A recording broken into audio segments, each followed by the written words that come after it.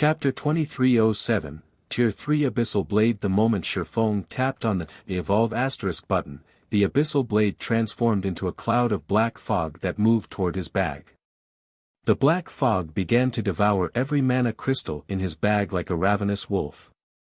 The mana within the mana crystals was only slightly less pure than within 7 luminaries crystals, and a single mana crystal contained enough mana to obliterate a small town from the face of the continent. When the Abyssal Blade devoured all 100 mana crystals, space around Shifeng trembled violently with the transfer of such a frightening amount of energy. At the same time, a dragon's roar echoed across the island. It felt as if space were about to explode, making room for a dragon's arrival. Is this a backlash? Shifeng's expression darkened. With every evolution, there was a chance that the magic weapon would release a backlash, and each backlash would be stronger than the last. If the weapon's owner couldn't cope with a single backlash, it would cripple their account. Initially, Shifeng had been confident of contending with a potential second backlash, but based on the mana fluctuations he sensed, he doubted that he had more than a 50% chance of surviving. Fortunately, the mana only fluctuated for a few moments. After 3 seconds, the island returned to normal, and a pitch-black sword, decorated with engraved, draconic patterns, appeared some distance away. Despite standing 5 yards away from the Abyssal Blade, Shifeng could feel the magic weapon's intense dragon might weighing him down. His heels even sunk into the ground.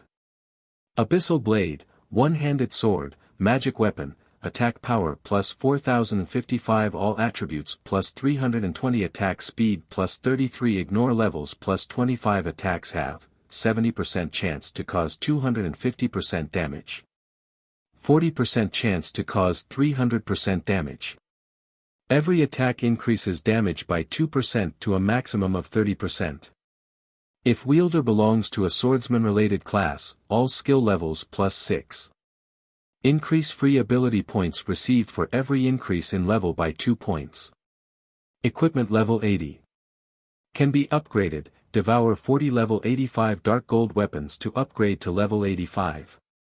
Equipment Tier 3. Can be evolved, devour 5 god crystals to evolve to Tier 4. Additional active skill 1, Phantom Kill, Tier 3. Instantly creates a doppelganger under the wielder's control. Doppelganger has 95% of the wielder's attributes and all skills.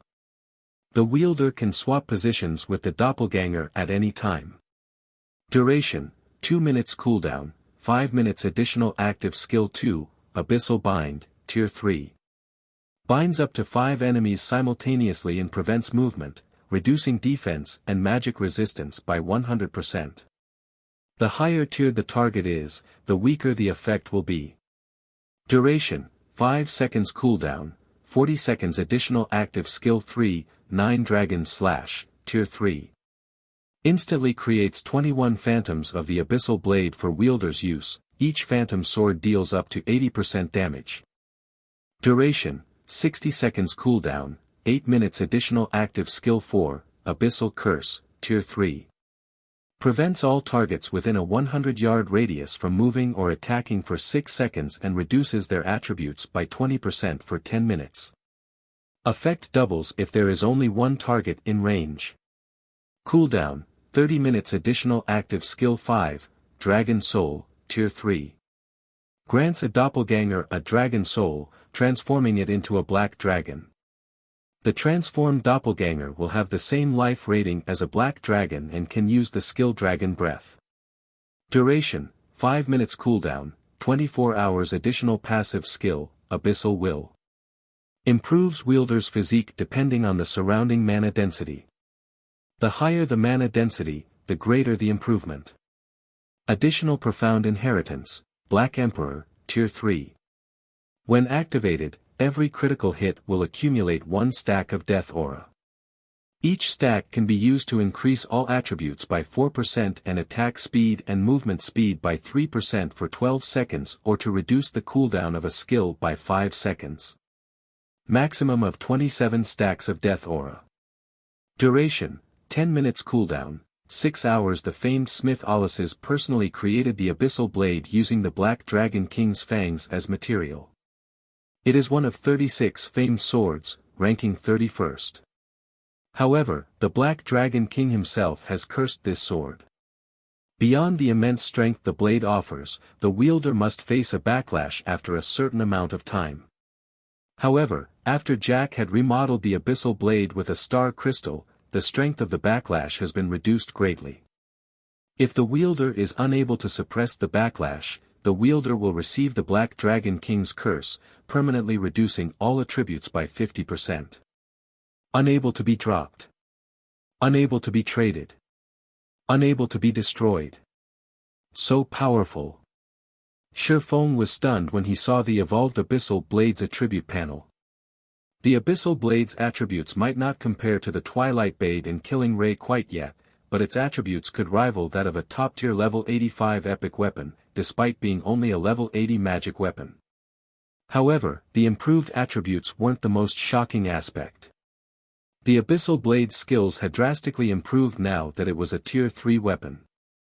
Now, it was the perfect weapon to use against groups. Not even an ordinary fragmented legendary weapon would be its match in this regard. Seeing the tier 3 Abyssal Blade, Shifeng couldn't even imagine how much it would improve once it reached tier 4. Of course, evolving the magic weapon further would be immensely more difficult than it had been thus far, requiring god crystals, and 5 of them, at that. One could only rely on luck to find god crystals, which were even rarer and more difficult to locate than epic weapons. Shifeng then unequipped Killing Ray, replacing it with the Abyssal Blade. So, this is the Abyssal Blade's power after another evolution. As he equipped the magic weapon, Shifeng was astounded. His attack power and basic attributes might have decreased, but he was more compatible with the Abyssal Blade than he was with Killing Ray. The weapon felt like an extension of his body in his hand, and it was now unimaginably sharp. In its current state, the Abyssal Blade could easily slice through a level 100+ Great Lord scales. Moreover, the magic weapon's effects had substantially improved, and he could feel his physique growing considerably stronger. Despite replacing Killing Ray with a lower-leveled weapon, his overall combat power hadn't decreased in the slightest. Rather, it had risen. After taking a moment to familiarize himself with the upgraded Abyssal Blade, Shifeng shifted his attention to the graves within the inner region. The goal of his promotion quest was to locate the lost Blade Saint legacy. Obviously, it should be inside one of those graves. The countless forgotten spirits wandering through the forest and the heroic spirits guarding each grave were the only obstacles in his way. A few minutes ago, Shifeng had been helpless against the wandering forgotten spirits, but now that he had the tier 3 Abyssal Blade, defeating the undead wouldn't be a problem. Now, he only had to figure out a way to distract the heroic spirits while he opened the graves. Unfortunately, since he didn't know which grave contained the legacy, he decided to challenge heroic spirit guarding the nearest and smallest grave. The instant Shifeng crossed through the translucent barrier, the undead roaming near the chosen grave sensed Shifeng's aura and charged toward him. Although the forgotten spirits didn't have very high intellect, even a peak expert would have to flee if several dozen attacked together. Go! Shifeng immediately activated 9 Dragon Slash. Like a group of experts, the 21 Abyssal Blade Phantoms flew forth to open a path for Shifeng. Although each phantom only possessed 90% of Shifeng's strength, the attribute was just as high as an actual level 100, tier 3 players. As a result, the Abyssal Blade Phantoms effortlessly suppressed the approaching forgotten spirits. With one exchange, the phantoms shoved aside the several dozen undead, allowing Shifeng to reach the small grave. This is a resting place for the dead. The living have no place here, the spear-wielding tier 3 heroic spirit guarding the grave bellowed as he thrust his spear at Shifeng. Forgotten heroic spirit, undead, tier 3 Berserker King, level 10 HP 54,000/54,000,000. Although the heroic spirit did not have a lot of HP, he employed an advanced combat technique with that simple thrust, causing his opponent to ignore the weapon unconsciously. Moreover, the attack contained peak tier 3 power, easily enough to repulse level 100 plus Grand Lords. If this attack struck a tier 3 player, they'd die instantly. Witnessing the heroic spirit's strength, Shifeng lost any confidence in defeating the undead. Fortunately, he didn't actually plan to fight the heroic spirit. Shifeng responded to the attack by using Phantom Kill, sending his doppelganger forward while activating Defensive Blade to block the strike. Shifeng then rushed toward the grave. The moment Shifeng touched the grave, a prompt window appeared before him. System, do you wish to activate the grave and absorb a portion of the grave owner's legacy? Ecstatic, Shifeng activated the grave.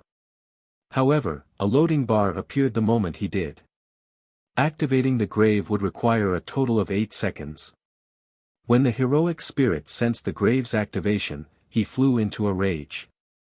Ignoring Shifeng's doppelganger, the heroic spirit dashed toward the offending player. Sure enough, this won't be that easy. As the heroic spirit ran toward him, Shifeng stopped holding back. He had his doppelganger activate its legacy berserk skill, Blade Liberation, focusing all of his attention on controlling the doppelganger as it attacked the heroic spirit. Lightning Flash. A web of sword lights enveloped the heroic spirit, yet the undead didn't seem concerned in the least. He spun and met the attack with his spear. Ping! Ping! Ping! The sounds of clanging metal echoed throughout the forest. Not only had the heroic spirit blocked every sword light the doppelganger had sent at him, but he managed to do so without stumbling a single step backward. The doppelganger wasn't a match for the heroic spirit, but Shifeng didn't care. His only goal was to delay the tier 3 heroic spirit for 8 seconds, not defeat him. Shifeng finally absorbed a portion of the grave owner's legacy as he sacrificed his doppelganger. As he did, a legacy completion rate section had appeared in his quest window. System, legacy completion rate 15%. Do you wish to accept this legacy? So, that's how this works. Shifeng immediately understood how he was supposed to complete his promotion quest. Every grave in this lush forest contained the Blade Saint legacy, but each grave contained a different completion rate of the legacy, which couldn't be combined. It was up to him to decide how much of the legacy he wanted to leave with. Following which, Shifeng abandoned the completion rate he had acquired from the small grave and escaped through the barrier.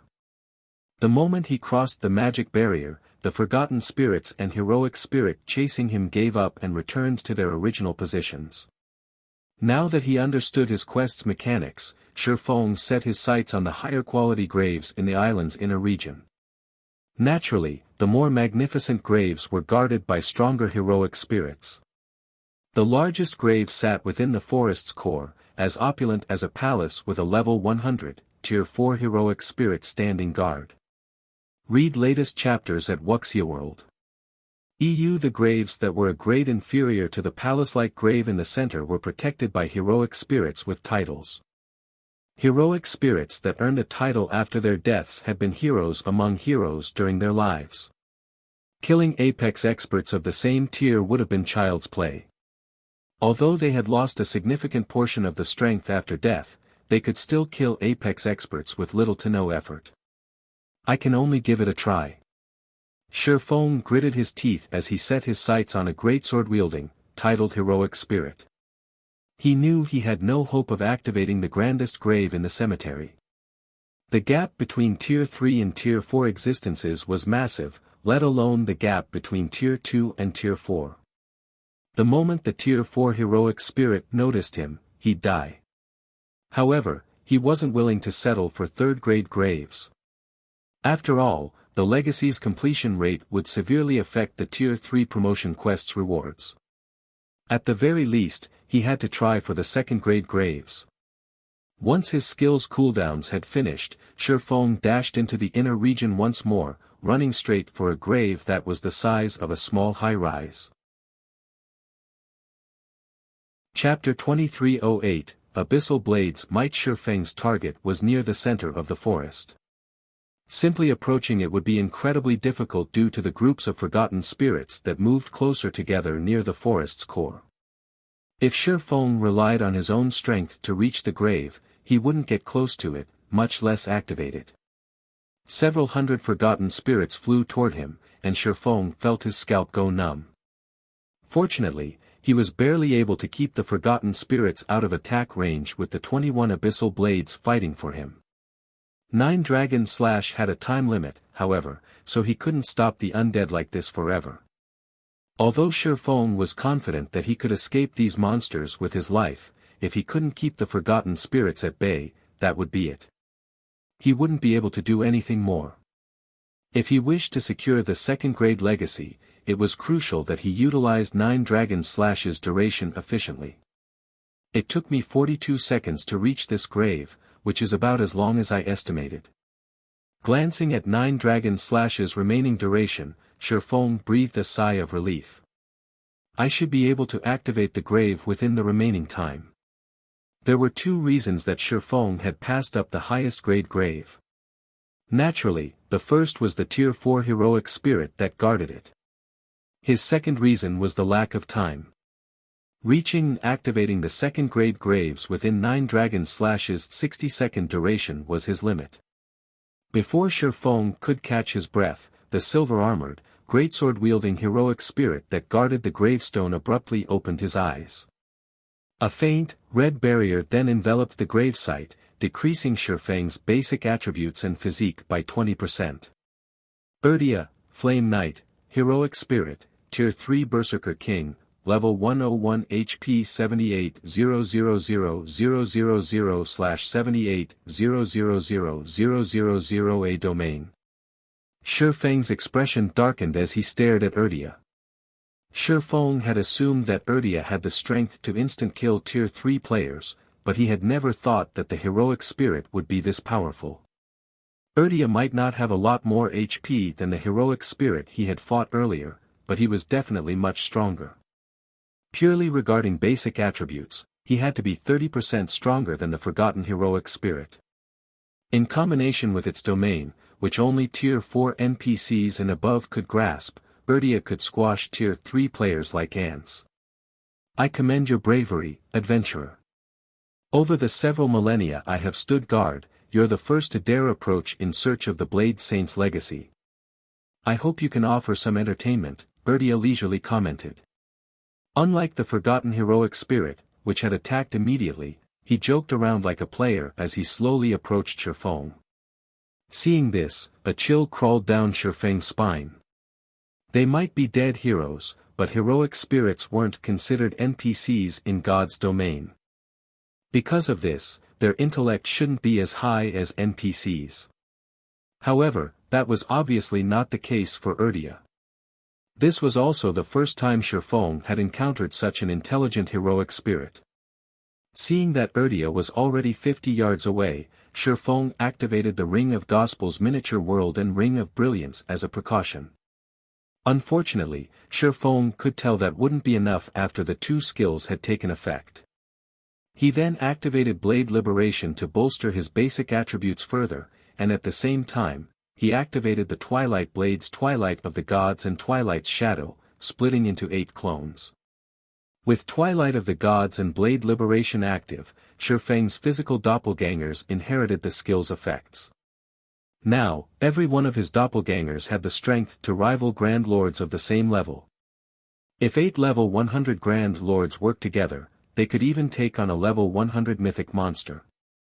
However, before Shifeng could control his doppelgangers, Urdia vanished, reappearing before Shifeng's clones. The heroic spirit brandished his flaming greatsword, sending 8 crimson sword lights at all 8 doppelgangers. Shifeng's doppelgangers reacted quickly, intercepting the attacks with their swords. However, the moment the crimson sword lights met the doppelgangers' blades, the impact threw them over a dozen yards before they slammed into the ground, their swords humming. Each doppelganger instantly lost over 20,000 HP. A bronze combat technique? Shifeng's expression turned grim when he saw the outcome. Extreme Slash. Although Urdia had only executed 8 extreme slashes, one fewer than Miracle Dragon's 9 extreme slashes. Urdia's mastery with the technique was far greater than Miracle Dragon's. He had mastered the advanced combat technique until he had upgraded it into a bronze combat technique.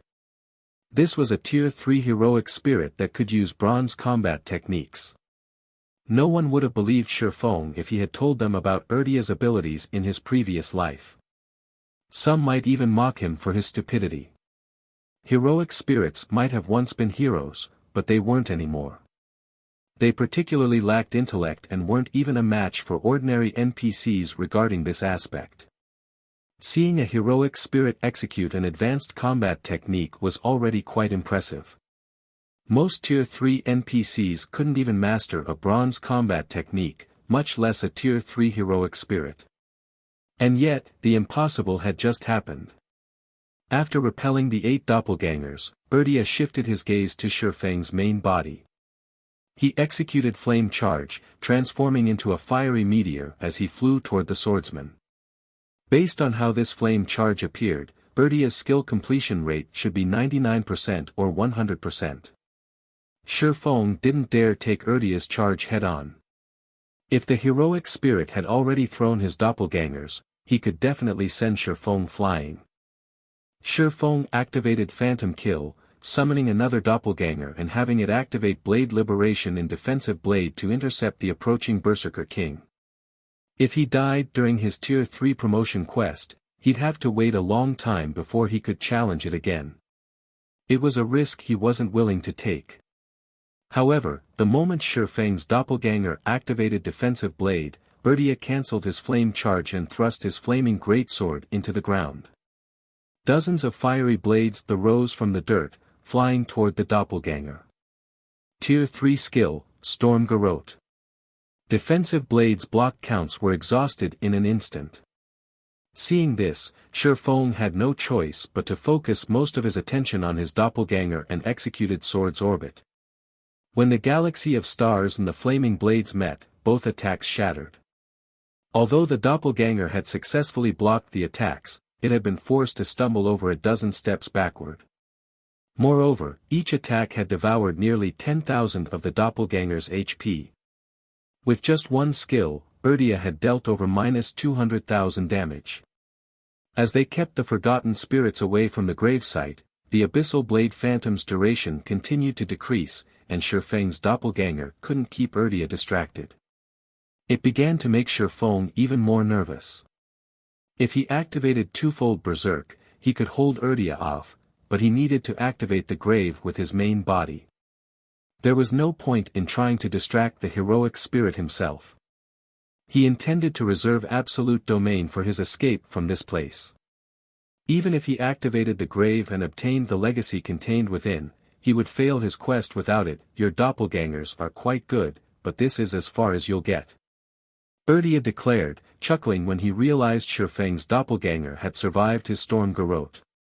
Urdia pulled his great sword from the ground and appeared before the doppelganger. He executed 8 extreme slashes once more, but this time, he concentrated all 8 attacks on a single target. Dragon Soul. Read latest chapters at Wuxia World. EU Shifeng understood that if his doppelganger died, this quest would come to an end. Hence, he decided to use the Abyssal Blade's strongest skill, Dragon Soul. Right now, every attribute point mattered. Shifeng's doppelganger roared, the sound filling the entire forest. As it did, the doppelganger transformed into a 10-meter-tall, pitch-black dragon. It had more than doubled in size than when the Abyssal Blade had only been a tier 2 weapon. Seeing the 8 sword lights fly toward it, Shifeng's doppelganger swiped a single claw to block them all. Boom! The sword lights slammed into the doppelganger's claw, and an intense shockwave shook the forest, only fading after extending 100 yards away. A spatial tear had even appeared before the dragon's claw, and the doppelganger only stumbled a step back. Chapter 2309, Blade Saint Legacy secured so strong. Shifeng was surprised to see his doppelganger only lose a little over 5,000 HP after receiving Urdia's 8 extreme slashes. Although his doppelganger had already been quite powerful with Dragon Soul active, nearly invincible among beings of the same tier, it had grown even stronger, especially its strength and defense. In these two attributes, his doppelganger could practically rival Tier 4 mythic monsters. Moreover, the size of the black dragon's body afforded Shifeng plenty of advantages. Before the black dragon's 10-meter-tall frame, Urdia looked like little more than a small animal. The doppelganger wouldn't have any issue stopping the heroic spirit's attacks.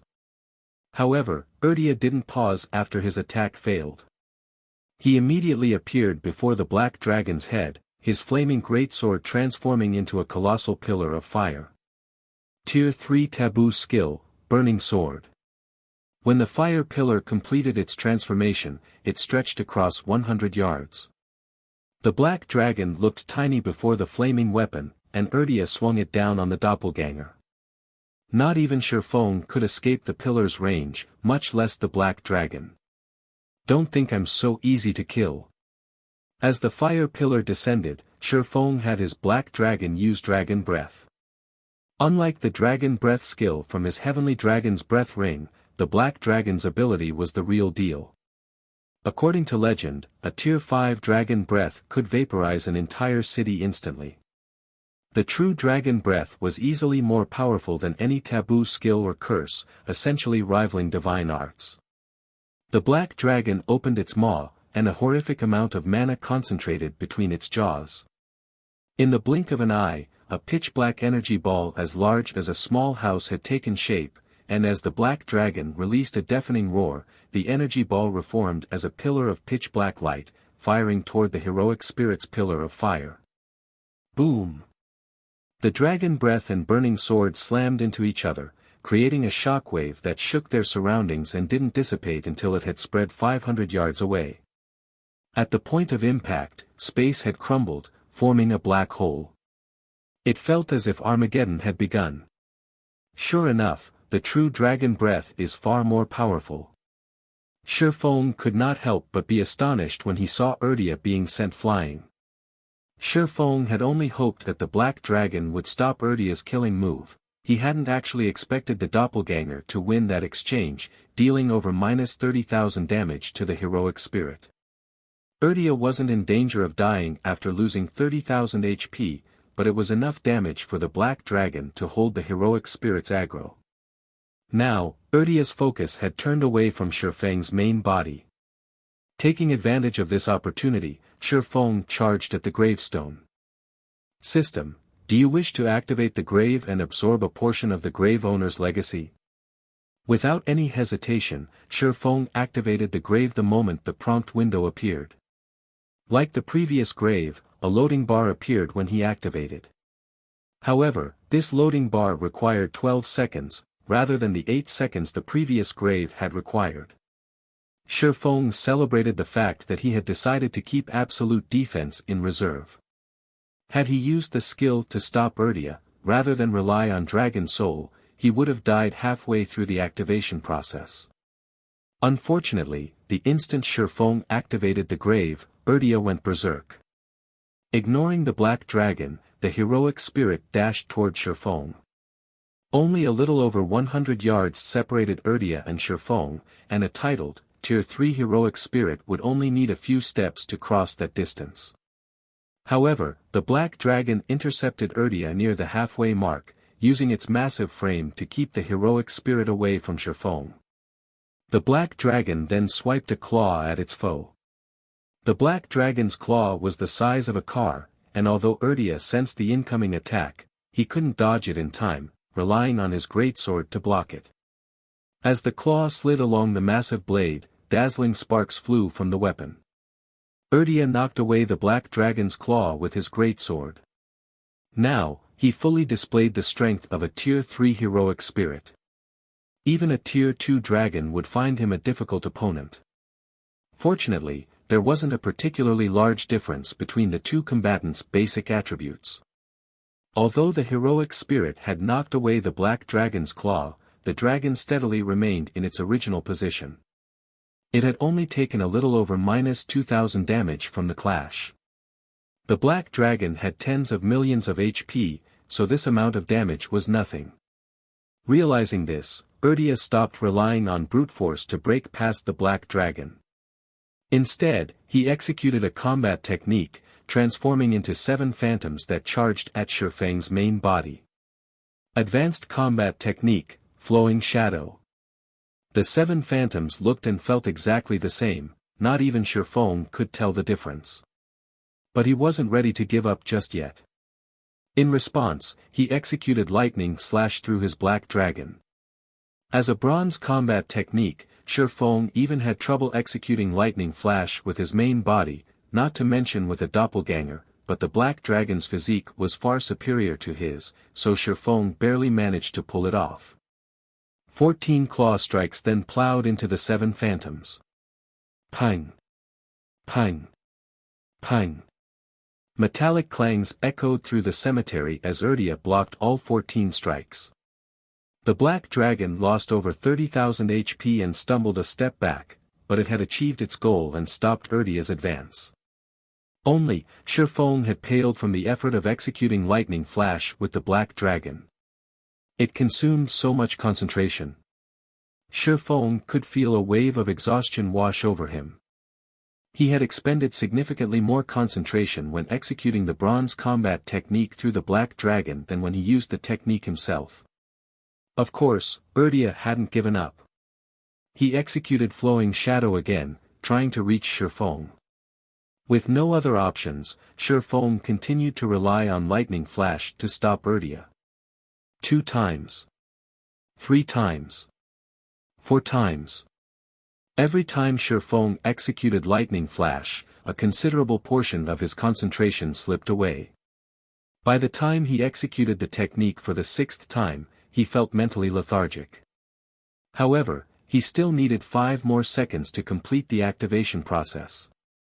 By the time Shifeng executed lightning flash a 9th time, his complexion was as white as paper. He felt a stinging pain in his head, and the world seemed to spin around him. Now, he couldn't even control the abyssal blade phantoms to stop the swarming undead. A large number of forgotten spirits flew toward Shifeng, and Urdia circled the black dragon, appearing before Shifeng's main body. The heroic spirit swung his flaming greatsword down on the swordsman. 8 extreme slashes. Read latest chapters at Wuxia World. 8 massive sword lights appeared and threatened to devour Shifeng completely. When the 8 sword lights were only an inch away from him, Shifeng gritted his teeth and activated Absolute Domain. Golden, divine runes immediately began to appear on his body. As the 8 sword lights crossed that final inch, they came to an abrupt halt against the divine runes, unable to touch Shifeng. With Absolute Domain's protection, neither Urdia or the Forgotten Spirits could harm Shifeng. Needless to say, they couldn't stop Shifeng from activating the grave either. System, Legacy Completion Rate 85%. Do you wish to accept this legacy? Chapter 23:10, Urdia vs. Anna. As soon as he saw the system notification, Shifeng accepted the legacy. He didn't know how good a legacy with an 85% completion rate would be, but it was undoubtedly better than the 15% legacy he had found earlier. After Shifeng accepted the legacy, countless divine runes began to flow from the grave toward him, forming a glowing imprint on the back of his hand. Suddenly, Shifeng bore the mark of a purple-gold sword. The moment the mark formed, Urdia descended into madness. His muscles bulged, and a cloak of fire enveloped his frame. The temperature around him soared, and the flaming cloak burned the earth under his feet to black ash. If Shifeng hadn't activated Absolute Domain, he'd likely lose astonishing amounts of HP due to his proximity to the heroic spirit. With Urdia going into full berserk mode and his Absolute Domain's duration almost up, Shifeng switched the 7 luminaries' rings aura of earth to the aura of wind and activated Gale Domain to make a hasty retreat. While all forms of teleportation were prohibited in the Voidland's inner area, flying, fortunately, was not. Gale Domain was Shifeng's only hope of escaping from the inner area. Without it, he wouldn't have any chance of leaving the inner region even if he had the legacy. He no longer had 9 dragons slashed to rely on, and he had a titled, Tier 3 heroic spirit after him. However, before Shifeng could leave the grave, Urdia charged forth like a meteor. The heroic spirit was so fast that not even the black dragon could stop him in time. Boom! Urdia crashed into Shifeng, and the golden, divine runes that protected him actually trembled.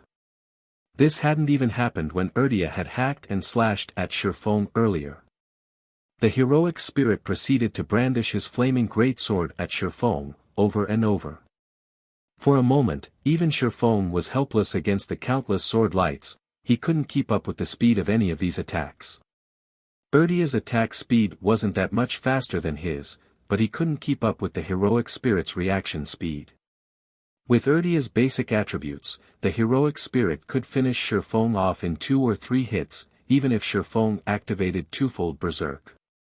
Absolute Domain only had 6 seconds remaining, and Shifeng was still nearly 1,500 yards away from the inner region's barrier. Throwing caution to the wind, he flew straight for the barrier.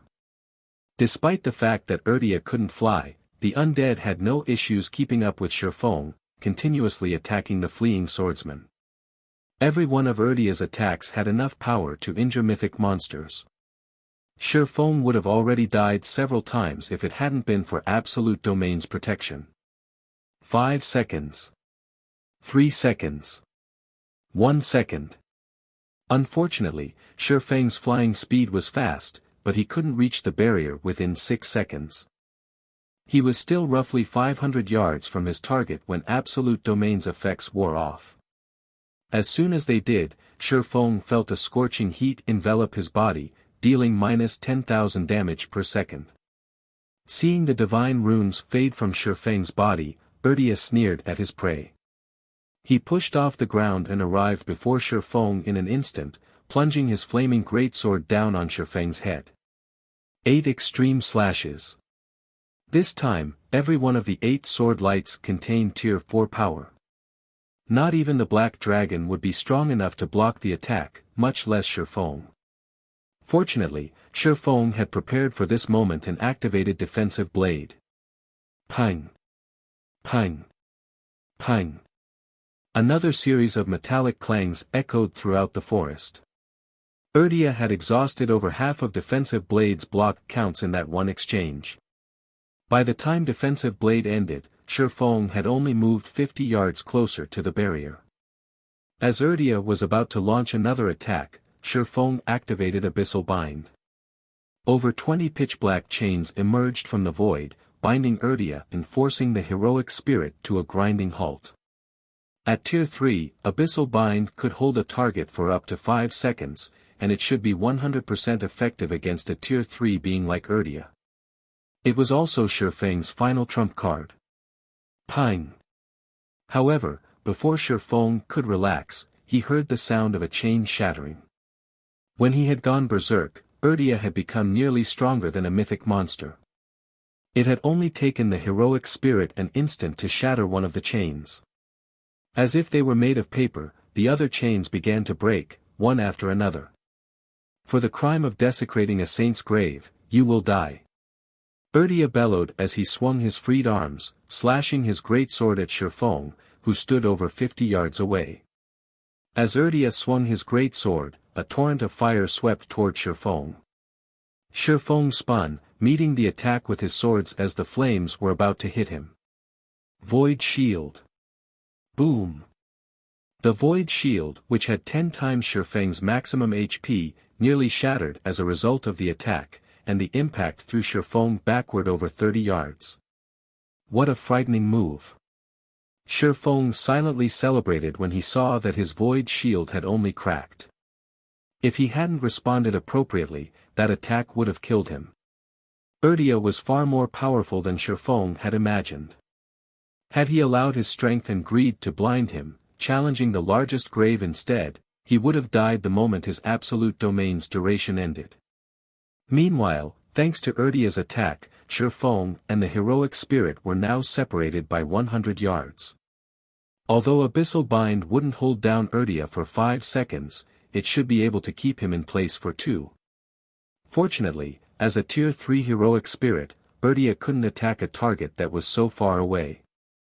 In the remaining 2 seconds, Shifeng widened the gap between him and his pursuer by more than 300 yards. Urdia's movement speed was much higher than Shifeng's, but during a chance, Urdia would need some time to get within attack range. Meanwhile, Shifeng continued to move closer to the barrier. 150 yards. 100 yards. 50 yards. When Urdia was less than 80 yards away from Shifeng and was about to bombard the fleeing swordsman once more, Shifeng finally slipped through the magic barrier.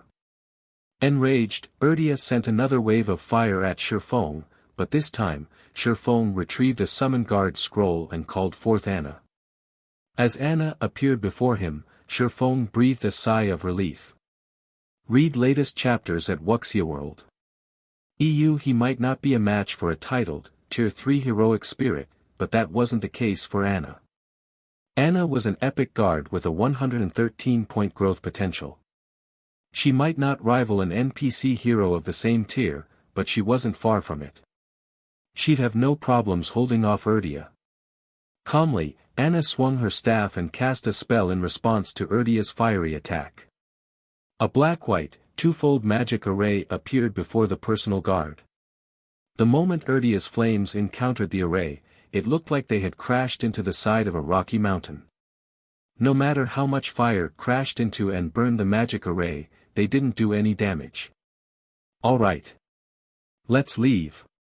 With Urdia chasing after him, even after he had crossed the inner region's magic barrier, Shifeng immediately activated the Tier 2 group instantaneous teleportation scroll he had pulled from his bag earlier, leaving the island with Anna by his side.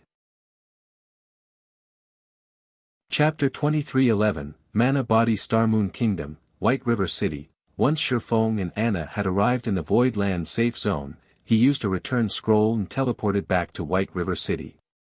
However, he nearly thought he had arrived at the wrong place when he emerged from the teleportation array. Many of the players in the teleportation hall had already reached level 90, and there were quite a few level 91 players among the crowd. Not even Dragonheart Island's experts should have reached this level yet. He had only been busy with his Tier 3 promotion quest for a few days. The effects of the planar passages opening early are so drastic. The open planar passages was the only explanation Shifeng could think of. The planar passages activation wouldn't just lead to new players on the main continent, it would also bring in an abundance of resources, including leveling resources. During Shifeng's previous life, the planar passages activation had triggered a leveling frenzy among the main continent's players, but it had been nothing compared to this. However, after giving the matter some more thought, Shifeng knew such a situation wasn't impossible. His presence in God's domain had already caused a significant butterfly effect, and players in this life leveled much faster than in the past. With the planar passages activating before mainstream players had even reached level 100, the increased resources would have a greater effect on players. With so many excellent grinding spots available, it was only natural that players would level up faster than before. As Shifeng was about to leave the teleportation hall, a 100-man team of independent players walked into the building. Noticing the team's arrival, many players in the hall turned their attention to the newcomers, chatting quietly amongst themselves. Quick, look! It _ Silver Arrow. They must be heading out to raid another level 95 team dungeon. I wonder when our adventurer team will be ready to do the same. Your adventurer team. Dream on. Even the Black Dragon Empire's players are just starting to raid level 95 team dungeons, not to mention Starmoon Kingdom's players. Moreover, Silver Arrow was one of the first adventurer teams to join the Shadowless Adventurer Alliance, and it's received a lot of help from the Shadow Empire Adventurer team, L. I guess you're right. But joining the Shadowless Adventurer Alliance is so difficult. I've heard that many of the well-known adventurer teams from the neighboring kingdoms have been rejected. That's right. The passing rate is incredibly low, but as long as an adventurer team becomes a member, it'll undergo a metamorphosis. Not only will its overall strength significantly increase, but not even first-rate guilds and superpowers experts would dare to mess with it. The various players discussing the Silver Arrow Adventurer team did so in envy. Most of Silver Arrow's members had already reached level 92, which not even Superpower's main force members had reached. The surrounding players were even more jealous when they saw the equipment Silver Arrow's members wore. Every member of the adventurer team had a full set of level 90 fine gold equipment. Although many expert players had climbed to level 90 or above due to the planar passages, very few had acquired level 90 weapons and equipment, much less top-tier items. With a full set of level 90 fine gold equipment, players would qualify to raid level 95 team dungeons. The Otherworld's adventurer alliances have already developed this far. Shifeng had to admit that he was a little surprised to see Silver Arrow's members. The Otherworld's adventurer teams had only begun to form adventurer alliances after the main continent's various powers had tried to invade these otherworlds multiple times in the past. The adventurer alliances had then relied on independent players to contest for the level 100+ neutral maps on the main continent, at which point, many of the main continent's powers had begun to perish. Shifeng had never thought the butterfly effect would be so massive that Otherworld's powers would form adventurer alliances by this stage of the game. With this, these Otherworld powers would pose a much greater threat to the main continent's powers than they had during his previous life. After the commotion Silver Arrow's team had caused, Shifeng rushed out of the teleportation hall and made his way to the library. He had thought that he was far ahead of most players since he had reached level 100 and completed his Tier 3 promotion quest. He also had Kola and the others, who had already reached level 95 and beyond. They should reach level 100 soon. However, it seemed that the butterfly effect he had caused would be disastrous for him. If he couldn't quickly become a lord of a neutral map, as the various superpowers in the past had, both he and Zero Wing would vanish into history. Half an hour later, Shifeng arrived at the top floor of White River City's library. He found Charlene quietly reading an ancient tome from her throne at the far end of the Star Moon Hall. "You really know how to surprise people. I thought you'd be stuck there for several months," Charlene said, smiling as she pulled her gaze from the book and looked at Shifeng. "Are you really prepared to inherit your legacy? You only have one opportunity. Your performance will greatly affect your future." "Yes, I'm ready." Shifeng nodded. The Tier 3 promotion quest consisted of 2 parts. Locating the lost legacy was the first part, and inheriting it was the second. The second part was also the most important of the promotion quest, in which, one would change their body's mana framework. As a major turning point in God's domain, players' physiques and their body's mana framework would transform when they reached Tier 3. Of course, not all mana frameworks were equal. The difference in their strengths would even exist among players with ordinary Tier 3 classes. Players inherited a variety of legacies, and those with different mana frameworks would display varying levels of strength. However, these differences wouldn't display in a player's physique, but would affect the world's rules. For example, Tier 2 players could only survive for a short time in level 100+ neutral maps due to the area's environments, even if they just stood there and did nothing. In comparison, Tier 3 players could survive for a long time in a level 100+ neutral map due to their body's mana framework. The stronger a player's mana framework was, the greater their survivability would be in poor environments. Their mana framework would also largely impact their stamina and concentration recovery rates. This was why Tier 3 classes had such a huge impact in God's domain. Although Shifeng had already obtained his legacy, he wasn't out of the woods yet. His ability to inherit the legacy was far more important. Shifeng had only completed a Tier 3 Bronze legacy in the past, and although the Bronze legacy had been among the best of its peers, and he had formed a nearly perfect mana body, it hadn't been enough to get him through his Tier 4 promotion quest. Normally, only players with a silver-ranked mana body could survive in the harsh environments that served as the venue for Tier 4 promotion quests. As a result, he had always been a step away from clearing the quest in his previous life. Of course, if he had had a piece of legendary equipment back then, the results would have been different. Even a piece of fragmented legendary equipment would have changed the outcome significantly. Unfortunately, he never managed to find one, so he hadn't been able to cross that threshold. Read latest chapters at Wuxia World. EU. Alright, this is your decision, but you must remember that your time is limited. Don't bite off more than you can chew. Charlene warned. Seeing how determined Shifeng was to see the rest of his promotion quest through, she began to chant the incantation. The sword mark on the back of Shifeng's right hand began to burn, and at the same time, countless divine runes appeared across his body, gradually forming a gigantic, fourfold magic array. 3 windows displaying mana body samples then appeared before him, each more complex than the last. Shifeng was ecstatic the moment he saw the magic array and sample mana bodies. The number of layers the magic array had, which would construct the mana body, represented the rank of the mana body that could be created. A single-layered magic array represented bronze rank, a 2-layered magic array represented silver rank, and so on. The mana body samples represented the complete mana body standard. The first sample represented the basic standard, the second represented the intermediate standard, and the third represented the advanced standard.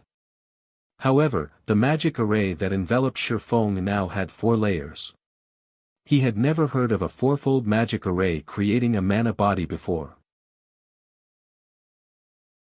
Chapter 23:12, Advanced Epic. Once Charlene had formed the magic array, a series of system notification rang in Shifeng's ears.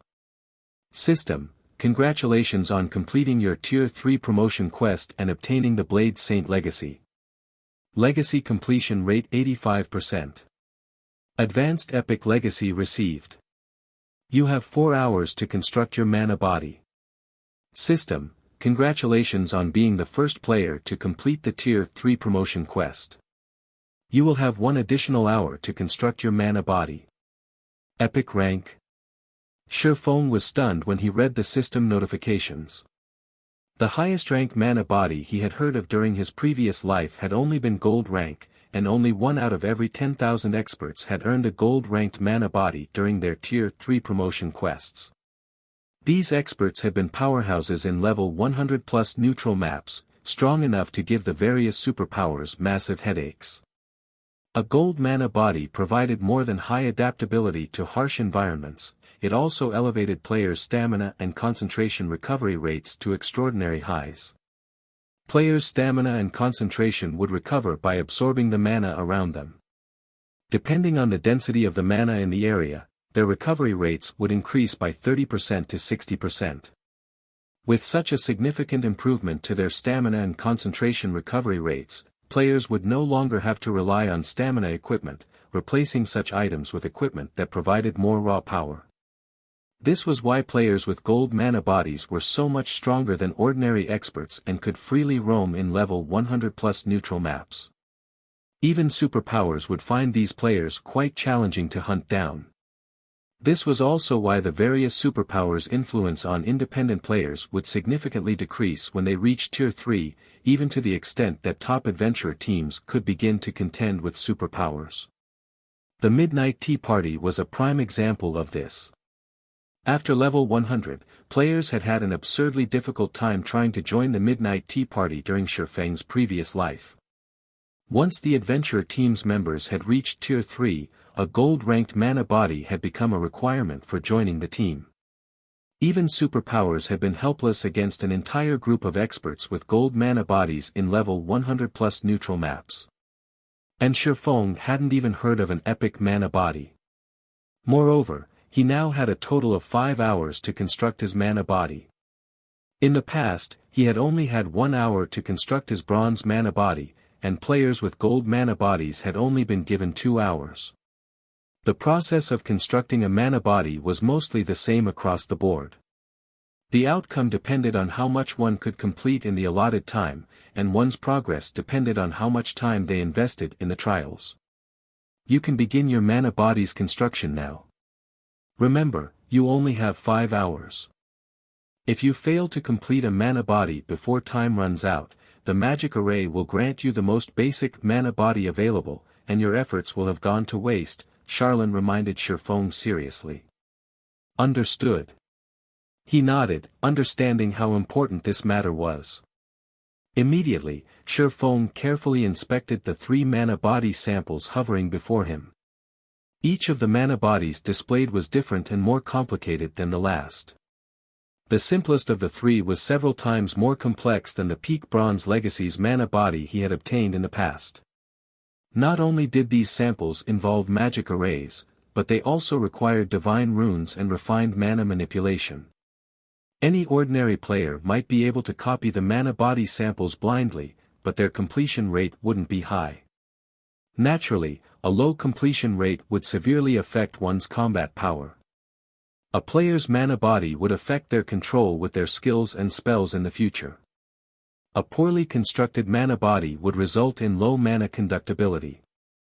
This would limit players' ability to use Tier 3 skills and spells with a completion rate of 90% or higher, since players had to actively guide and control their mana during the process to amply their skills or spells' power. This was also why experts in Shifeng's previous life had preferred to aim for less complex mana bodies to ensure high completion rates, rather than aim for a more complex mana body with a low completion rate. If players constructed a perfect mana body, it wouldn't negatively affect their combat power, which would be a significant help when challenging their Tier 4 promotion quests in the future. Shifeng spent around 10 minutes inspecting the 3 mana body samples he had been given. Although the advanced mana body is extremely complex and even involves multi-line mana manipulation, I have 5 hours to play around with. I should give it a try. Having made his decision, Shifeng focused on the advanced mana body sample and began to manipulate the mana within him. There might not be a huge difference between an intermediate mana body's environmental adaptability and that of an advanced mana body, but the difference between the 2 options' recovery rates and defense was massive. Naturally, players' defense would undergo a considerable transformation when they reached Tier 3 and obtained their mana body. Their toughness as a Tier 2 player couldn't even compare. With a mana body, a layer of protective mana would envelop their frame, making them less prone to physical injury, which would reduce their combat power from ordinary attacks. Naturally, the higher the mana body's rank was, the stronger this protective layer would be. It would also help players recover from physical injuries much faster. Time flew by. After nearly 20 minutes, Shifeng had finally finished constructing his first mana body. Shifeng could feel himself grow much stronger the instant he completed his mana body. Now, the surrounding mana actively flowed into him, giving him a mentally refreshed feeling. System, mana body constructed. Completion rate 64%. Do you wish to keep this mana body? I barely passed. Sure enough, the advanced mana body isn't easy to construct. Shifeng gave the completion rate a bitter smile. But to think that this mana body is so powerful despite a 64% completion rate, an epic mana body is really amazing. Normally, a mana body with a 60% completion rate was only considered passable. If one failed to achieve a passing completion rate in the designated time, they'd be stuck with the default mana body. With the default option, achieving a 90% completion rate with Tier 3 skills and spells would be practically impossible. Players typically needed a 75% completion rate mana body to ensure their skills and spells would remain unaffected. In the past, Shifeng had constructed his bronze mana body with a 95% completion rate. At that standard, a direct hit from a mysterious iron weapon had, at most, left a small scratch, hardly affecting his combat power. However, he didn't have much hope of achieving a 95% completion rate with his mana body in this life. An epic mana body was simply too complex. His only goal was to get an 80% completion rate to avoid any negative effects to his combat power. Even with an 80% completion rate with an epic mana body, only secret silver weapons and better would be capable of physically injuring him. Shifeng then started his second attempt. After the first attempt, he chose not to focus on speed. Rather, he took great care, slowly constructing the mana body. After more than half an hour, Shifeng had ended up with a 72% completion rate, just short of the 75% threshold. Shifeng invested a full hour for his third attempt, but he had only earned a 74% completion rate. What am I missing? He began to grow frustrated as he examined the advanced mana body sample again. He had already spent nearly half of his allotted time, yet he hadn't constructed an adequate advanced mana body. If he continued to waste time, he wouldn't even have enough time to attempt the intermediate mana body's construction. He had performed every step with great precision, yet he still only achieved a 74% completion rate. During his previous life, he hadn't been anywhere near the refinement realm standard, yet he had still managed a 95% completion rate with his mana body. However, even as a domain realm expert, he had only reached a 74% completion rate. It was unbelievable. No, that's not right. Shifeng suddenly snapped out of his daze. My mana manipulation hadn't been nearly as refined as it is now. I had glossed over some of the construction processes then, yet I still earned a 95% completion rate. This mana body sample is far more complex, but with my current standards, it shouldn't be this hard to achieve the same results. Read latest chapters at Wuxia World. Is my thirst for perfection having the opposite effect? Thinking up to this point, Shifeng began another attempt. This time, instead of trying to perfect all aspects of the construction process, he focused on certain parts, while glossing over the rest. This time, he completed the mana body in less than half an hour. The instant he completed his mana body, his 5 senses underwent a qualitative transformation. His affinity with the ambient mana skyrocketed. System, mana body constructed. Completion rate 91%. Do you wish to keep this mana body? Chapter 23:13, Prototype Domain. I succeeded. Shifeng was momentarily stunned when he heard the system notification. He had never considered that he'd achieve a 91% completion rate. An epic mana body was many times more complex than a bronze-ranked version, and even achieving a 90% with a silver mana body was immensely difficult. There were very few players in God's domain that were capable of achieving a 90% completion rate with a gold mana body. As far as Shifeng could remember, the player with the highest completion rate gold mana body had been Alice, the Witch of the West, in the past. She had managed to secure a peak gold mana body with a 98% completion rate. Of course, Alice was extraordinarily talented, which was why she had obtained such a high completion rate. Her manipulation of mana was simply godlike. Not even veteran domain realm experts could match her. Thanks to her powerful mana body, she had remained at the peak of God's domain even after becoming a tier 6 mage god. The higher a mana body's completion rate, the more frighteningly powerful the mana body would be, especially for high-ranked mana bodies. Mana bodies might not provide any bonus basic attributes, but they offered significant increases to stamina and concentration recovery, defense, and self-healing capabilities. A gold mana body with a 98% completion rate could even reinforce players' control over their mana, allowing them to exhibit greater power with their skills and spells. Because of this, Alice had undergone a qualitative transformation after reaching Tier 3. Her mana manipulation had already been impressive, and after receiving the boons from her mana body, she had been able to achieve a 100% completion rate with practically all of her Tier 3 spells.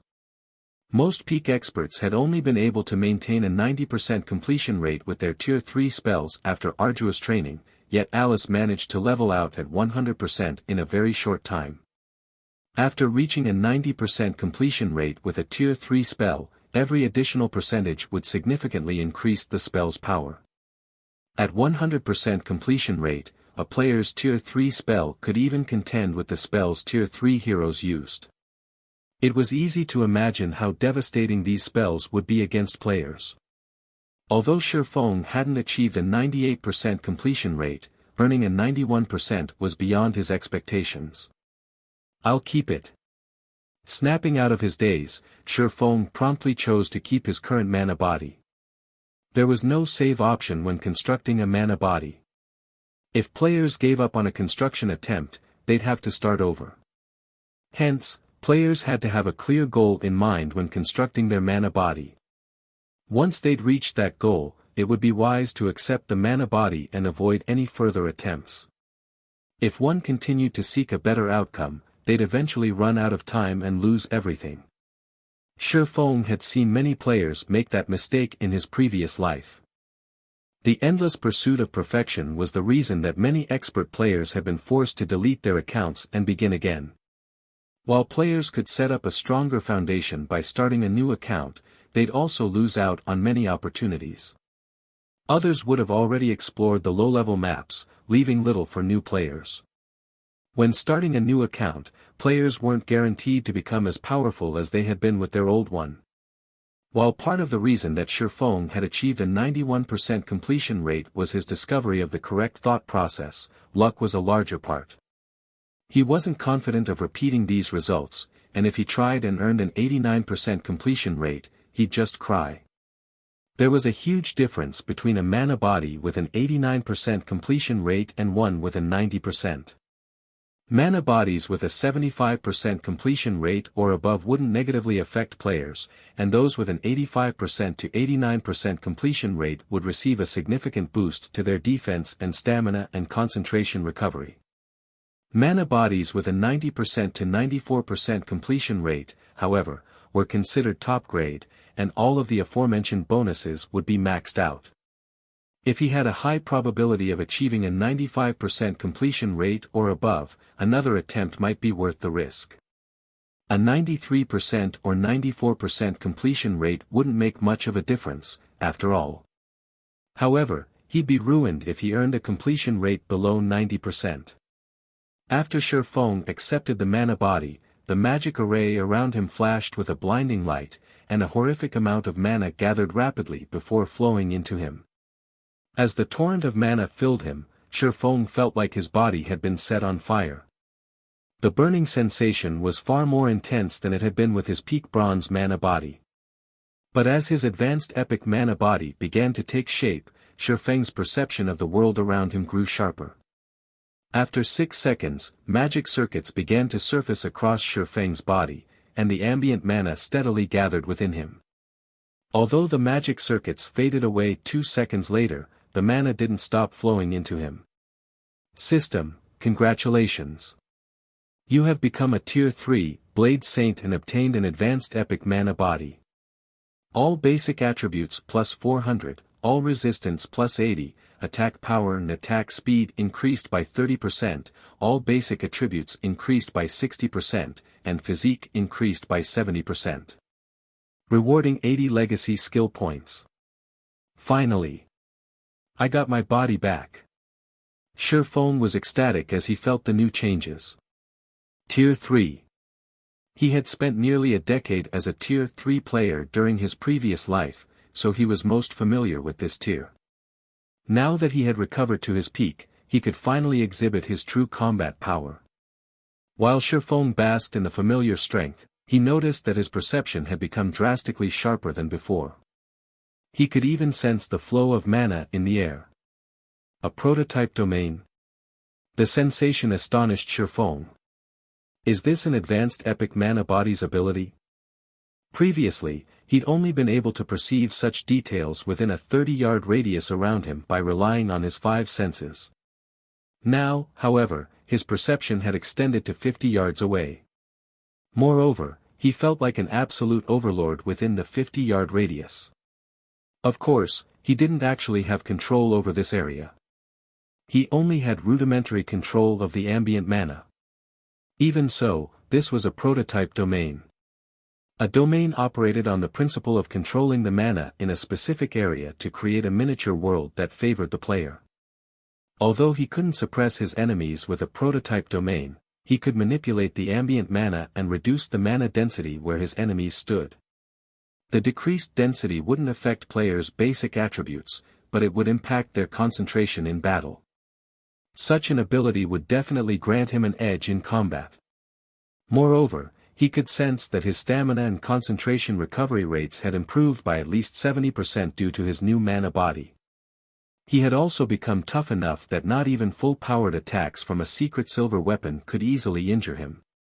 In other words, if a player wielding a secret silver weapon struck the unprotected parts of his body, their damage would be reduced to the lowest possible value as if they had struck a piece of armor. Now that he had obtained his mana body, Shifeng opened his legacy skill menu to check for new skills. There were over 20 tier 3 skills available, and every one of them required at least 20 legacy skill points to learn. Some of the more powerful skills even required 50 points. Players that had failed to collect legacy skill points from unconventional means would be fortunate to learn 2 tier 3 skills upon reaching tier 3. Fortunately, that wasn't the case for Shifeng.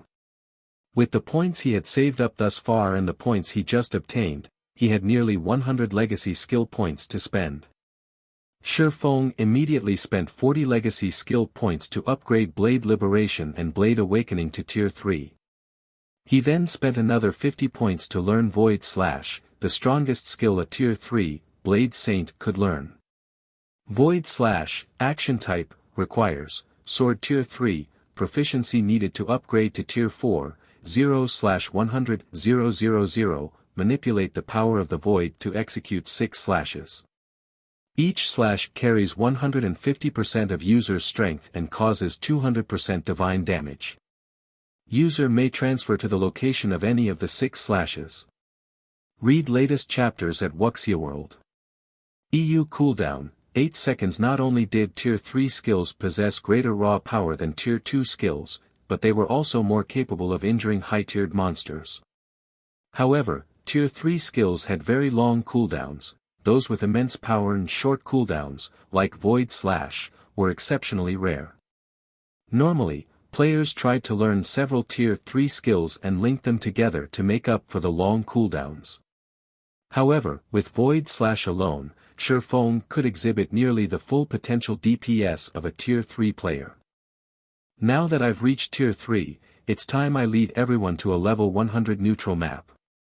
With his new strength, Shifeng was confident that he could eliminate a level 100 Great Lord, even without Anna and Kite's help. Chapter 23:14, Tier 3 Powerhouse. When Shifeng left the library, he made his way toward the Adventurers Association. Although he was now officially a Tier 3 player, he still needed to register his achievement at the Adventurers Association to gain the appropriate certification.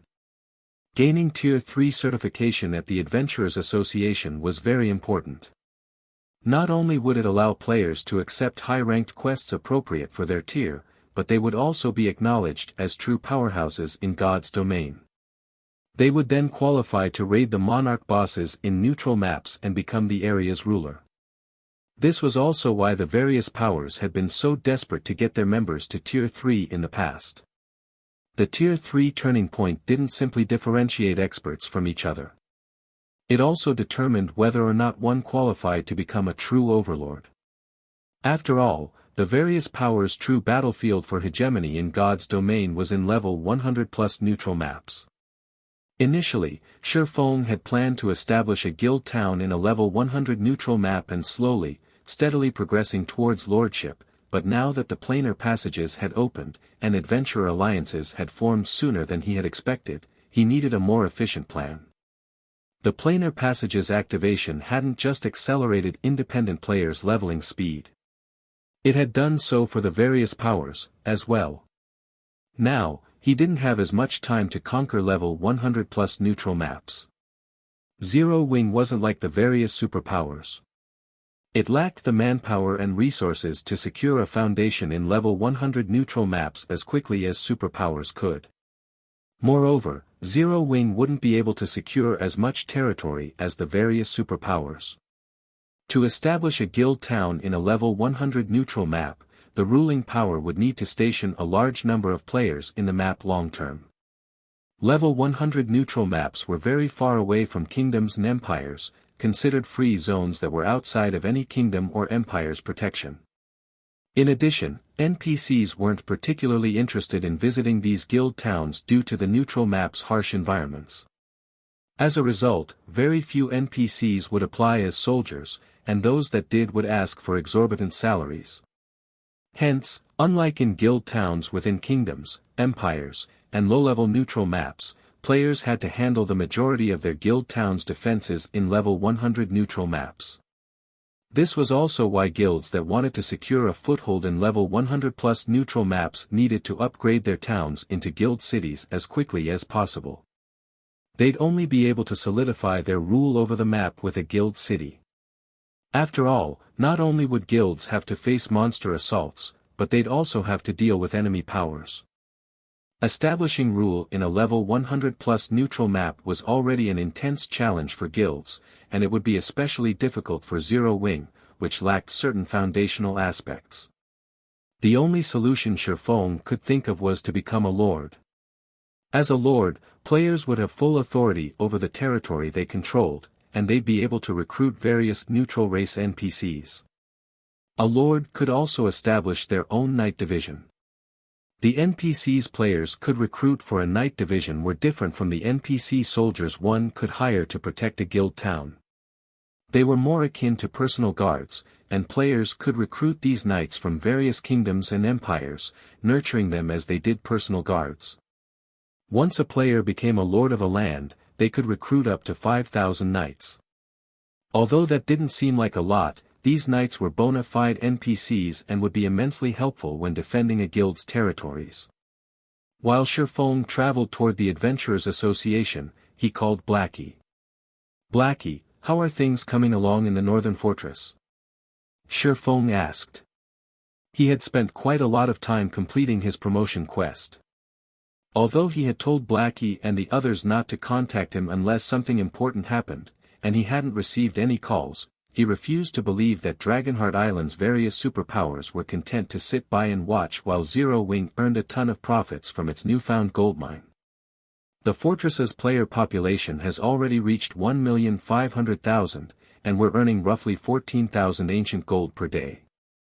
Dragonheart Island's various powers are practically dying with envy, especially War Blood. Because of the Northern Fortress's benefits, almost no one is visiting War Blood's Rock Nest Fortress. Blood Oath is likely losing his mind right now, Blackie said, chuckling.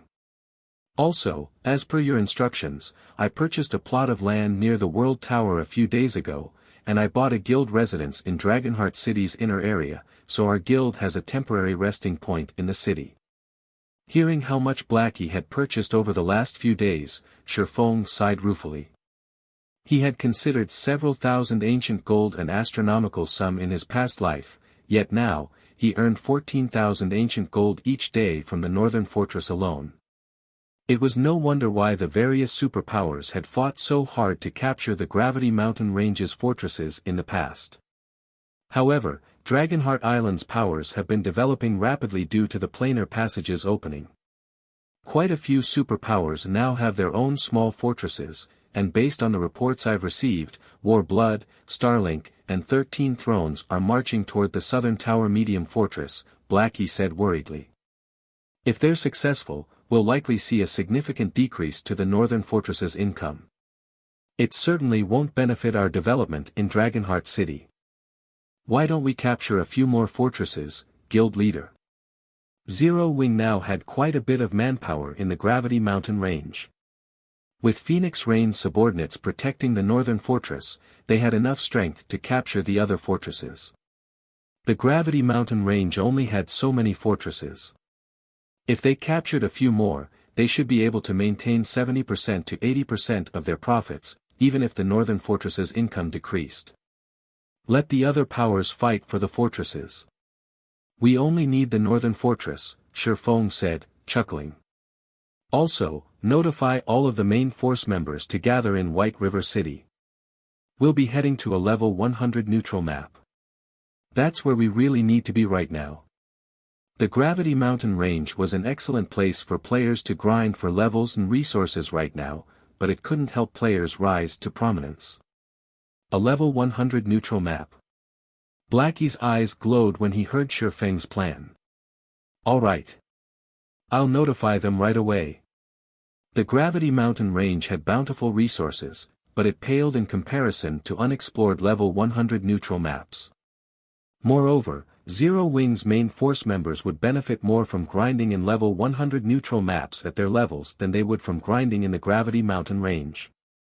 After disconnecting the call, Blackie began to gather Zero Wing's main force members and head toward White River City. Meanwhile, Shi Feng arrived at the Adventurers Association. The Adventurers Association was quite lively at the moment, with just as many visiting players as the city's auction house. The auction house wasn't the only construction that transformed after White River City's promotion. The Adventurers Association had similarly undergone a metamorphosis and now contained a lot more NPCs who visited to consign quests. Some of these quests included those in high-level neutral maps and escort quests to the kingdom's borders. If one were lucky, they might even find crusade quests to slay monsters in neutral maps. With the opportunity to earn both equipment and money available, the Adventurers Association had become a hub for many independent players. As Shi Feng entered the first-floor hall, he was greeted by the sight of a ton of level 90-plus players. Now, not even the Adventurers Associations in imperial capitals could compare to the prosperity the association in White River City enjoyed. Pushing his way through the crowd, Shi Feng quickly made his way to the second-floor hall and applied for his certification as a Tier 3 adventurer. After completing the process in a VIP reception room, the Adventurers Association officially recognized Shi Feng as a Tier 3 powerhouse. Read latest chapters at Wuxia World. EU, Lord Bronze Legatee, is there anything else I can help you with today? The elven woman who had received him asked, smiling. I wish to see the Monarch Crusade quests for Cold Spring Forest, Shi Feng declared. Cold Spring Forest was the closest level 100 neutral map to Starmoon Kingdom, and it was one of the few level 100 maps with a relatively comfortable environment. Many Tier 2 players had grinded in the Cold Spring Forest after reaching level 100 in the past, including Shi Feng himself. However, the various superpowers had taken control of the map's 6 regions by the time he had reached Tier 3. Now that he was the first Tier 3 player in the game, he couldn't miss this opportunity. Chapter 23:15, Ice Dragon Heathwaite. After Shi Feng made his request, the Elven Administrator made a quick trip to the Adventurers Association's reference room and returned with 7 parchment scrolls. Lord Bronze Legatee, here are the Crusade quests you've requested. Here is the information on all 7 of Cold Spring Forest's monarchs, the Elven Administrator said as she placed the scrolls on the table. 7 monarchs. Shi Feng was a little surprised when he saw the 7 ancient scrolls. In God's domain, only one monarch would manage a region, and as far as he knew, Cold Spring Forest only consisted of 6 regions. This meant that there should only be 6 monarchs. He had never heard of a 7th. My lord, I have to remind you that you may only accept one crusade quest. Whether or you succeed or fail, you may only accept another crusade quest after 10 days. The materials needed to create the transfer stones are quite expensive, as well. Please, choose wisely, the Elven Administrator explained. Shi Feng had already known all of that, and nodding silently, he began to inspect the scrolls. He wanted to know if the information he had obtained during his previous life had changed. If Cold Spring Forest's monarchs had massively changed due to his reincarnation, his plans would come to an abrupt end. A monarch was no ordinary field boss. They might not be as powerful as level 100+ world bosses, but they were considered superior mythic monsters. They could kill Tier 3 players as effortlessly as squishing ants. Trying to raid such a boss with a Tier 3,100-man team the same level would be futile. Players needed to rely on special means to raid a monarch. After browsing through the information for 10 or so minutes, Shi Feng breathed a sigh of relief. Thank goodness everything's the same as I remembered. The only difference is the extra monarch. But even as he sighed, his gaze was glued on the extra monarch's information. The 7th monarch was part of the legendary dragon race, the Ice Dragon, Heathwaite. Meanwhile, the region Heathwaite ruled over was the Cold Spring Canyon, which was located in the Cold Spring Forest Central region. Cold Spring Canyon had been quite famous in the past in God's domain due to the extremely rare Arctic water it produced. Arctic water was one of the few items in God's domain that could improve a player's adaptability to their environment. The effects might not be astounding, and the item was useless to players with gold mana bodies or better, but it would be tremendously helpful to Tier 2 players when they challenged their Tier 3 promotion quests. This was why so many powers had fought for control of the Cold Spring Canyon during Shifeng's previous life. Shifeng had never dreamed that someone could actually rule over the Cold Spring Canyon. Without any more hesitation, Shifeng accepted the Crusade quest to hunt the Ice Dragon, Heathwaite. "Are you sure you wish to accept this quest, Lord Bronze Legatee? We only have one transfer stone connected to the Ice Dragon's lair left. If you fail this quest, you will not be able to accept it again in the future," the Elven administrator warned when Shifeng selected the Crusade quest that had remained untouched for over a century. "I'll take it," Shifeng said with determination. He'd have a high chance of success with hunting the other monarchs thanks to his memories, but the Cold Spring Canyon was simply too valuable to give up. Technically, he could hunt one of the other 6 monarchs first and raid the Ice Dragon after the 10-day wait, but covering one area would be quite taxing on the guild with Zero Wing's current standards. Zero Wing simply couldn't manage 2 areas. Since he was limited to a single area, he had to choose the best option available. Even if he failed, he could prevent another power from obtaining the Cold Spring Canyon. The cost to teleport to Heathwaite's lair is quite high. You will have to pay 10,000 gold and 20,000 magic crystals as a deposit. If you complete the quest, we will return the deposit in full, as well as pay you your deserved remuneration. If you fail, however, your deposit will be forfeit, the Elven administrator said seriously. That's fine. Shifeng had already prepared for this cost. He handed the Elven administrator the deposit in exchange for a gray-white crystal. This crystal was none other than the transfer stone for the Ice Dragon's lair. After obtaining the transfer stone, Shifeng made his way to the Candlelight trading firm to retrieve some of the dark gold weapons that had been stored there. He then upgraded the Abyssal Blade to level 90, which was as high as he could upgrade the magic weapon right now. Level 95 weapons were still considered a luxury, not to mention level 95 dark gold weapons. Fortunately, the Abyssal Blade's attack power and attributes were only slightly lower than those of a level 100 epic weapon, despite the fact that it was only a level 90 magic weapon. The Abyssal Blade would be more than enough for Shifeng's needs. Shifeng then visited the Candlelight trading firm's second basement floor, which was where he stored his most important items. A guild residence was quite secure, but the Candlelight trading firm in White River City was many times safer than Zero Wing's guild hall. At this point, only Tier 4 players would have any hope of breaking past the shop's defenses. At this moment, an NPC guard stood before the warehouse on the second basement floor. He was a level 100, Tier 3 fine gold guard, and unless one had permission, not even a Tier 3 Apex expert would get past him. The Candlelight trading firm's defenses were impressively strict. With the help of the Grandmaster Forger Celiora, Shifeng had previously recast the disintegration armor, a piece of legendary equipment, yet despite being unfinished, it was too powerful for Shifeng to use.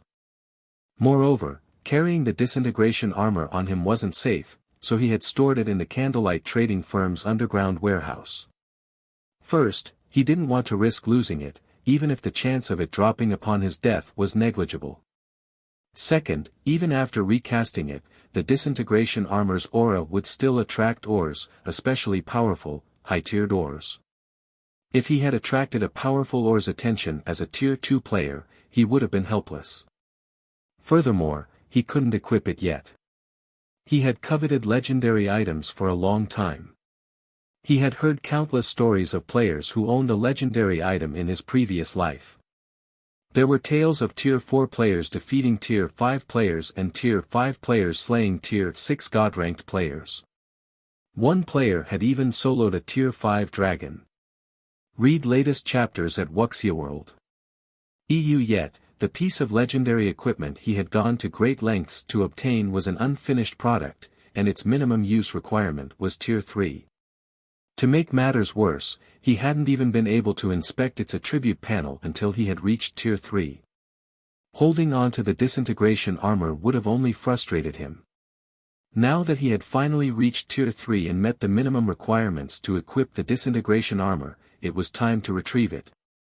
With a piece of legendary equipment, defeating the ice dragon, Heathwaite, would be far easier.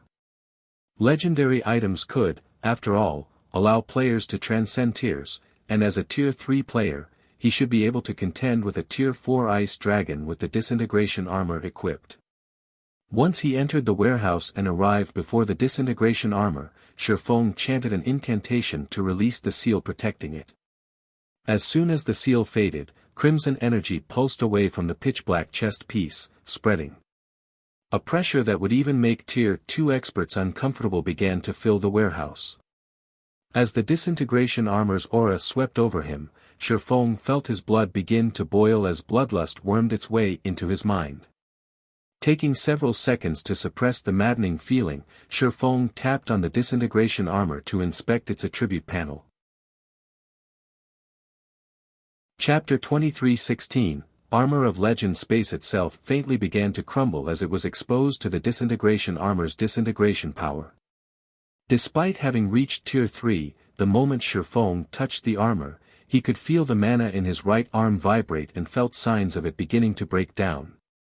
Mana dispersal.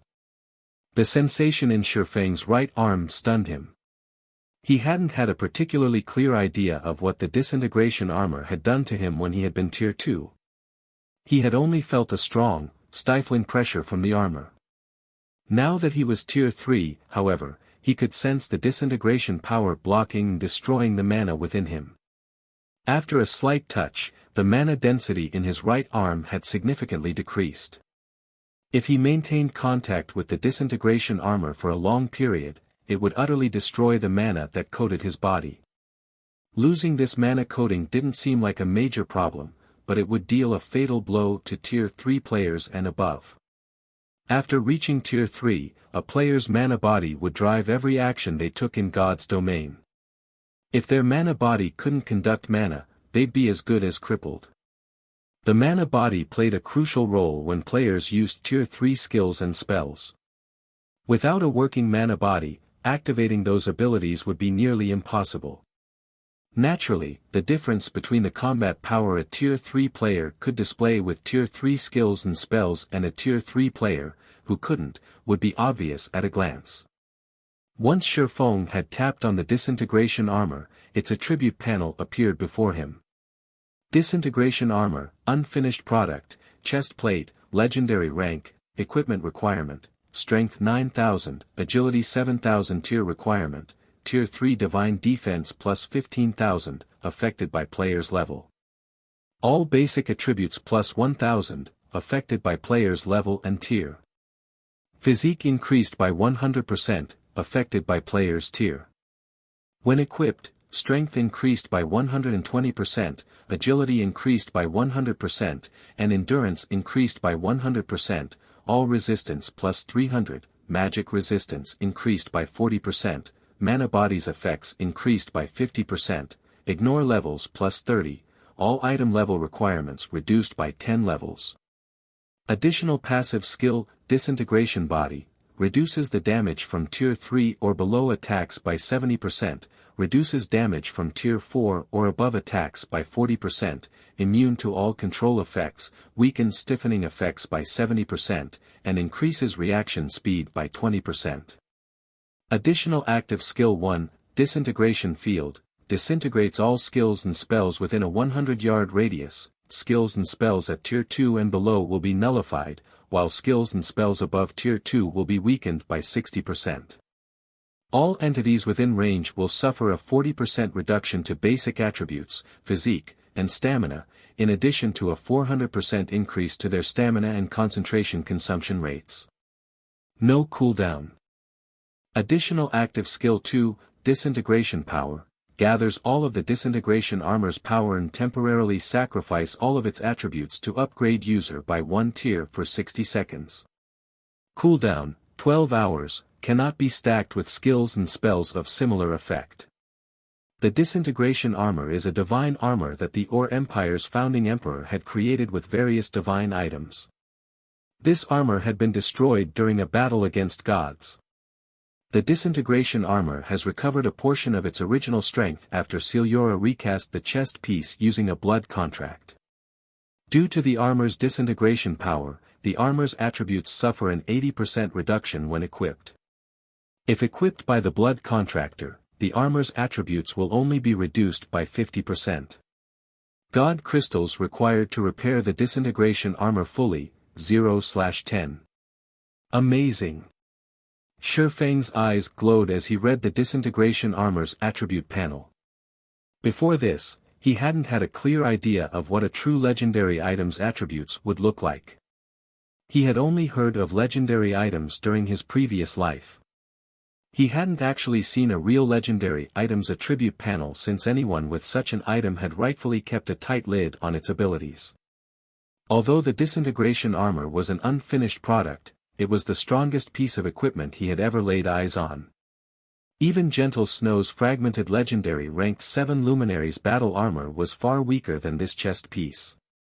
The 7 Luminaries battle armor had originally been a legendary item, but after taking significant damage, its rank had fallen. And yet, despite being a damaged piece of armor as well, the Disintegration Armor was leagues stronger than the 7 Luminaries battle armor in all aspects. The fact that the Disintegration Armor granted divine defense, rather than a simple boost to ordinary defense, was particularly astounding. This meant that even skills and spells that dealt true damage wouldn't be as effective against the Disintegration Armor's wearer. It would also reduce lower-tiered players' damage, and higher-tiered players wouldn't be able to deal any additional damage due to their tier advantage. Divine Defense was the highest grade of defense in God's domain. It's a pity that the armor is so badly damaged. Even if I equip it, I'll only exhibit a fraction of its true might. If I could display the Disintegration Armor's full power, dealing with the Ice Dragon would be a piece of cake, Shifeng thought. The disintegration power's instability limited the armor's true strength. At the armor's peak, Shifeng could likely defeat the Mythic ranked Ice Dragon head-on with the additional 100% physique and 120% strength. Even so, Shifeng was overjoyed that he could finally equip the Disintegration Armor. A piece of legendary equipment. Countless players, including Apex experts, dreamed of equipping such an item. Legendary items were simply too rare in God's domain. Just obtaining a single clue that might lead to one required an astronomical amount of manpower and resources. In some cases, these clues would only lead to a fragment of a legendary item. Players would then have to find the remaining fragments and invest even more resources to repair it. Unless one were ridiculously lucky or had particularly powerful support, getting their hands on a legendary item would be utterly impossible. Now, Shifeng finally had a legendary item of his own, and he could even equip it now. The Disintegration Armor's attributes might be halved, but it was still slightly more powerful than a piece of fragmented legendary equipment. Read latest chapters at Wuxia World. Shifeng immediately equipped the Disintegration Armor. The 9,000 strength and 7,000 agility were incredibly difficult requirements to meet. Even a Tier 3 player in full, top-tier equipment would have to wait until level 120 to fulfill them, but it wasn't an issue for Shifeng. Not only did he have an advanced bloodline, but he also wielded one of the 10 great saint legacies. Furthermore, he carried a magic weapon and multiple fragmented legendary items. Meeting the two requirements at level 100 was actually quite easy for him. The instant Shifeng equipped the Disintegration Armor, he felt power course through him. His basic attributes skyrocketed, and his perception considerably improved. Even his mind felt far clearer than before. If he fought Urdia, a titled, Tier 3 heroic spirit, in his current condition, he'd have a high chance of defeating the undead. It's about time to leave. Glancing at the time, Shifeng realized it was time to meet up with Blackie and the others. He activated the Nightwalker's Cape's Nightwalker skill to conceal the Disintegration Armor's aura and information before heading toward White River City's teleportation hull. Chapter 23:17, Shadowless Empire. White River City's teleportation hall. Once in the teleportation hall, Shifeng made his way to one of the high-class bars on the third floor. Blackie and the others had been waiting for some time now. When they noticed Shifeng enter the establishment, they stood, surprised. Yan Tianqing and Yi Luofei were particularly shocked as their guild leader pulled their attention away from their 10 gold bottles of 5-colored fruit wine. So, this is a Tier 3 class. Blackie had already informed the group that Shifeng had left to challenge his Tier 3 promotion quest, and none of them had been particularly surprised. Shifeng had already reached level 100, so it was expected that he'd challenge his promotion quest. Although Shifeng's Nightwalker's cape concealed his aura, it couldn't hide the fact that the ambient mana actively flowed toward him.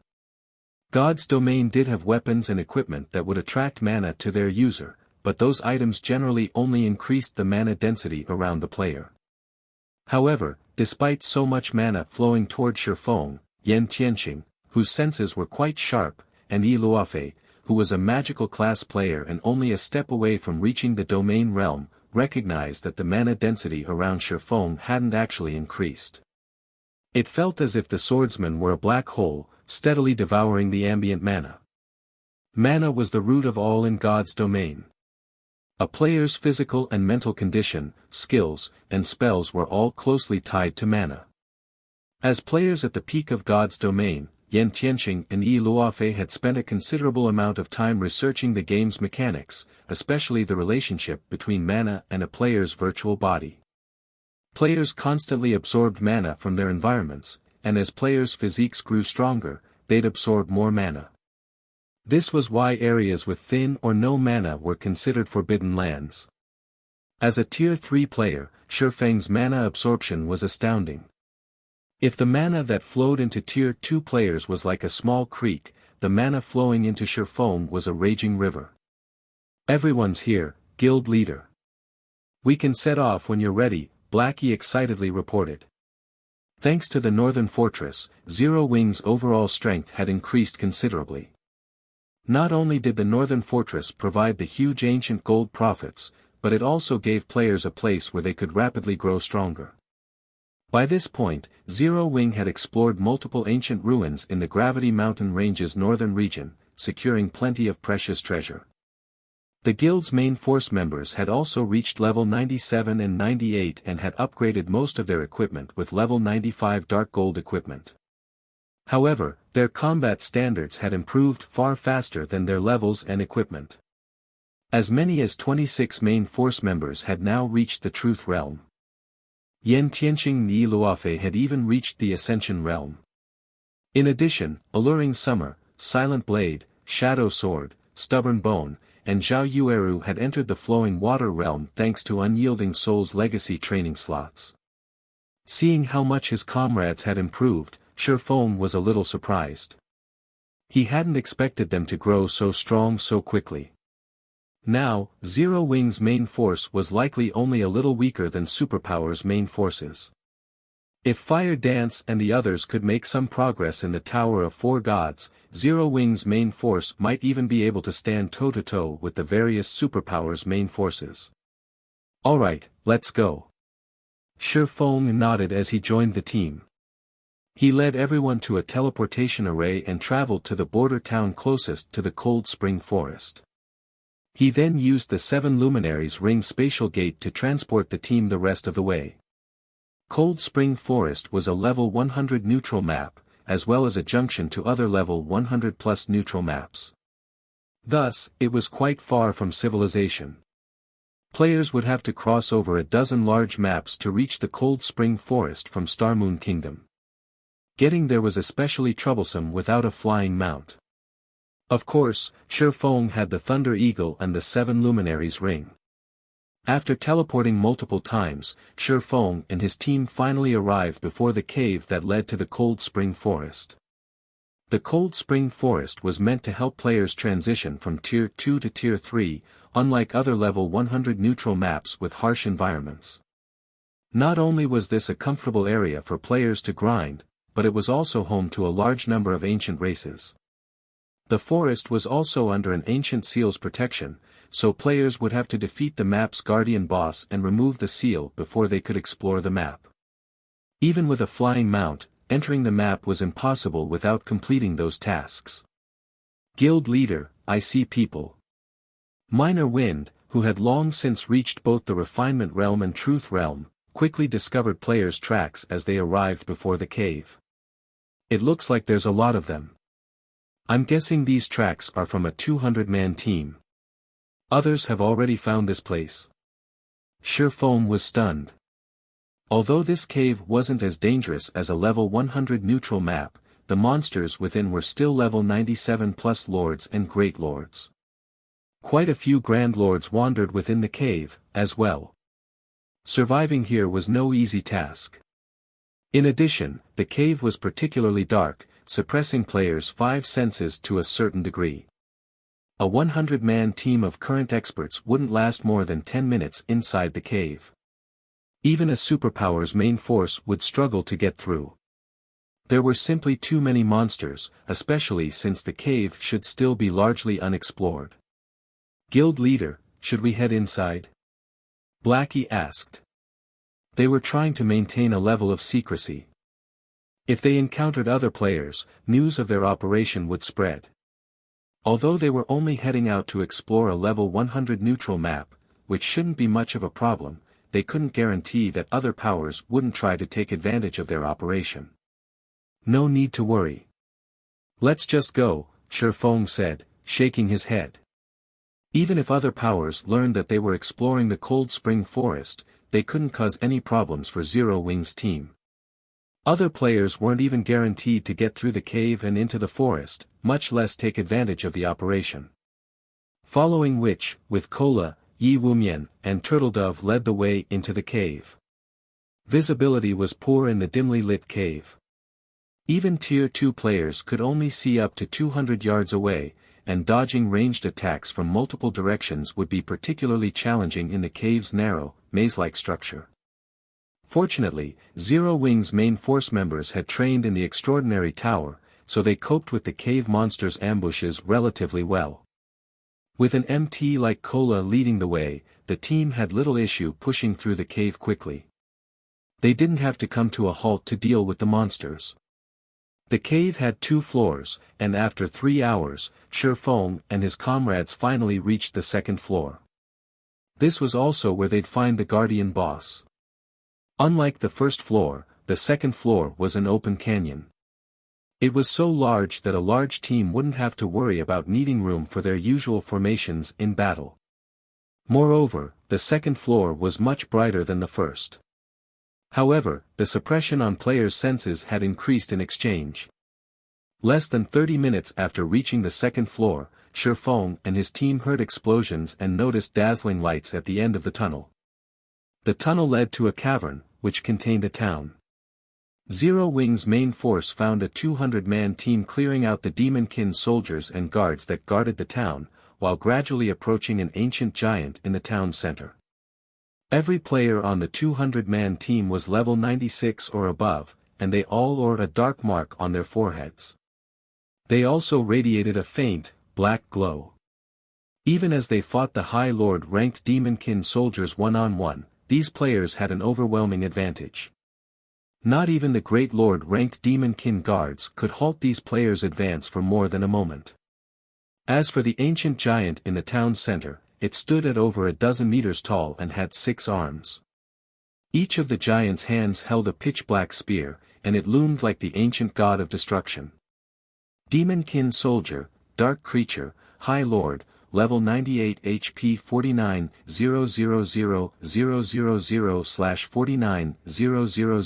000 000, Demonkin guard, dark creature, Great Lord, level 99 HP 88 000 000 /88 000 000, Purgatory Giant, Dark Giant, Mythic, level 99 HP 460 000 000 /460 000 000, Guild Leader, they look like Shadowless Empire's members. It's an adventurer team from the Shadow World, Blackie said, quickly discerning the players' identities once he saw them. Shadowless Empire? It's no wonder why those two are here. Shifeng thought, spotting a familiar man and woman at the lead of the small army. Blackie's comment reminded him of exactly who those two were. Shadowless Empire had been a very famous superpower during his previous life. It had taken over the Shadow World even before the planar passages had opened. With the excellent leveling resources and special legacies the Shadow World contained, Shadowless Empire had flourished wonderfully after arriving on the main continent. Two of Shadowless Empire's members, in particular, had forced the Dragon Phoenix Pavilion into a disadvantageous position during a contest for territory in level 100+ neutral maps. Those two were the same man and woman that led Shadowless Empire's 200-man team. They were the Dark Assassin, Vast Lock, and the Shadowless Ranger, Night Reader. These two players hadn't reached the Domain Realm Empire before moving to God's Domain's main continent, yet even Domain Realm experts had been terrified of their assassination capabilities. Once they had reached the Domain Realm, they had been akin to demon kings in the dark. Those two had been responsible for plenty of the Dragon Phoenix Pavilion's losses, even going as far as stealing one of the pavilion's territories. Meanwhile, shortly after Zero Wings members discovered Shadowless Empire's team, Shadowless Empire's members noticed them, as well. Read latest chapters at Wuxia World. EU, Commander, those are Zero Wings members. Should we get rid of them? A level 96 Dark Berserker asked, making a throat-cutting gesture as he glanced at Zero Wing's main force. I hadn't thought Zero Wing would reach this place. It's no wonder why everyone's insisted that Starlink and the various superpowers can't seem to deal with the guild, Night Reader said, chuckling. Night Reader was a slender woman with vibrant red hair. She wore epic chainmail and wielded an ancient, crimson bow, as well. It's a pity that their era in God's domain has come to an end. Zero Wing is simply wasting its time by coming here. Because the Shadow World lacked top-tier weapons and equipment, Shadowless Empire's equipment standards had been lacking when they had first arrived on the main continent. However, their equipment standards had undergone a qualitative transformation rather quickly, and Shadowless Empire's members had caught up with the main continent's players. With their advantage in terms of legacies, levels, and combat standards, not even the various superpowers with vast foundations were a match for Shadowless Empire now. As for the main continent's non-superpowers, they were utterly helpless before Shadowless Empire's strength. When he heard Night Reader's comment, the bald youth leading the team, Vast Lock, nodded his agreement. Ignore them and prioritize killing the Purgatory Giant. They'll know what to do once they realize the difference between our strengths, Vast Lock said. He returned to commanding his team as they advanced on the Purgatory Giant.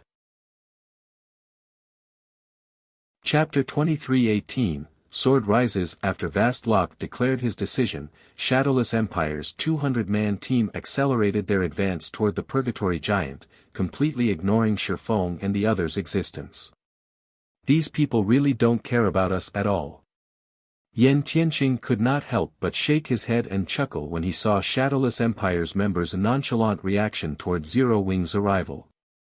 Normally, when players came across other players out in the fields, especially when they were raiding a boss, they would give out a reminder or warning to the approaching players.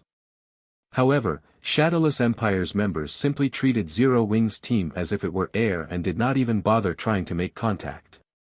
The only explanation for such a reaction was that Shadowless Empire had deemed them to be no threat and not worthy of any attention whatsoever. Guild leader, are we really not going to make a move? Blackie asked as he looked at the distant Purgatory Giant. He did not particularly care about Shadowless Empire's treatment of them. However, since the guardian boss of this cave served as the key to the Cold Spring Forest, its loot might provide them with some help once they entered the neutral map. We're only traveling toward the Cold Spring Forest. Having someone to open up a path for us is a good thing, Shifeng said, chuckling. He then instructed everyone to get some rest first. He had no intention of snatching the boss from Shadowless Empire at all. The Purgatory Giant was indeed a very important boss. After killing it, not only would players gain access to the Cold Spring Forest, but they would also obtain a special item called Purgatory Core. When activated, the Purgatory Core would create a natural barrier with a 200-yard radius that would help players adapt to level 100 neutral maps. The barrier's effects were similar to Arctic Water, except that Arctic Water was only effective for one player while the Purgatory Core applied to a specific area. For Tier 2 teams looking to grind in level 100+ neutral maps, the Purgatory Core was a very useful item. Killing the Purgatory Giant provided no other benefits aside from these two. Meanwhile, his goal was to kill the ice dragon Heathwaite and occupy the Cold Spring Canyon. To him, the Purgatory Core held no meaning. After all, once he occupied the Cold Spring Canyon, he could obtain Arctic Water much more easily. At that time, let alone a 100-man team, even strengthening a 1,000-man team wouldn't be difficult. I guess you're right. Blackie nodded, as he found Shifeng's words reasonable. He then sat down on the ground and started recovering his stamina and concentration. The Purgatory Giant was a level 99 mythic boss. Moreover, it belonged to the giant race. Its life rating was considerably high, so raiding it would not be easy. Since Shadowless Empire was willing to raid it for them, they could use this opportunity to conserve their strength for the Cold Spring Forest. While Zero Wings members rested in a distant location, Shadowless Empire's members, who were only 500 yards away from the Purgatory Giant now, also noticed what Zero Wings members were doing. It seems these people are quite smart. Had they dared try to snatch the boss, I'd make sure they got a good beating, a level 96 Dark Berserker said, smirking when he saw Zero Wings members sitting down and resting. I doubt that's the case. I bet they want to use us to test the Purgatory Giant's prowess, so that they can have an easier time raiding it afterward, Night Reader said as she glanced at Shifeng and the others, a bright smile blooming on her face. It's a pity that they're looking down on us too much. Shadowless Empire was the ruler of the entire Shadow world. Its capabilities were far beyond anything the main continent's various superpowers could imagine. Although the Shadow world was only the size of a kingdom, as one of the higher standard otherworlds, it possessed resources that many superpowers coveted. However, despite the superpowers' numerous attempts to seize the Shadow world, Shadowless Empire always emerged victorious. Alright, focus. The boss has already sensed us. Everyone, get ready. Vastlock suddenly shouted when he saw the Purgatory Giant opening its eyes. The Purgatory Giant's awakening immediately panicked the wandering Demonkin soldiers and Demonkin guards. The moment the Purgatory Giant opened its eyes, everyone present felt a horrific aura wash over them, even Zero Wings members, who sat several thousand yards away. Based on its aura, the Purgatory Giant was definitely much stronger than ordinary mythic monsters.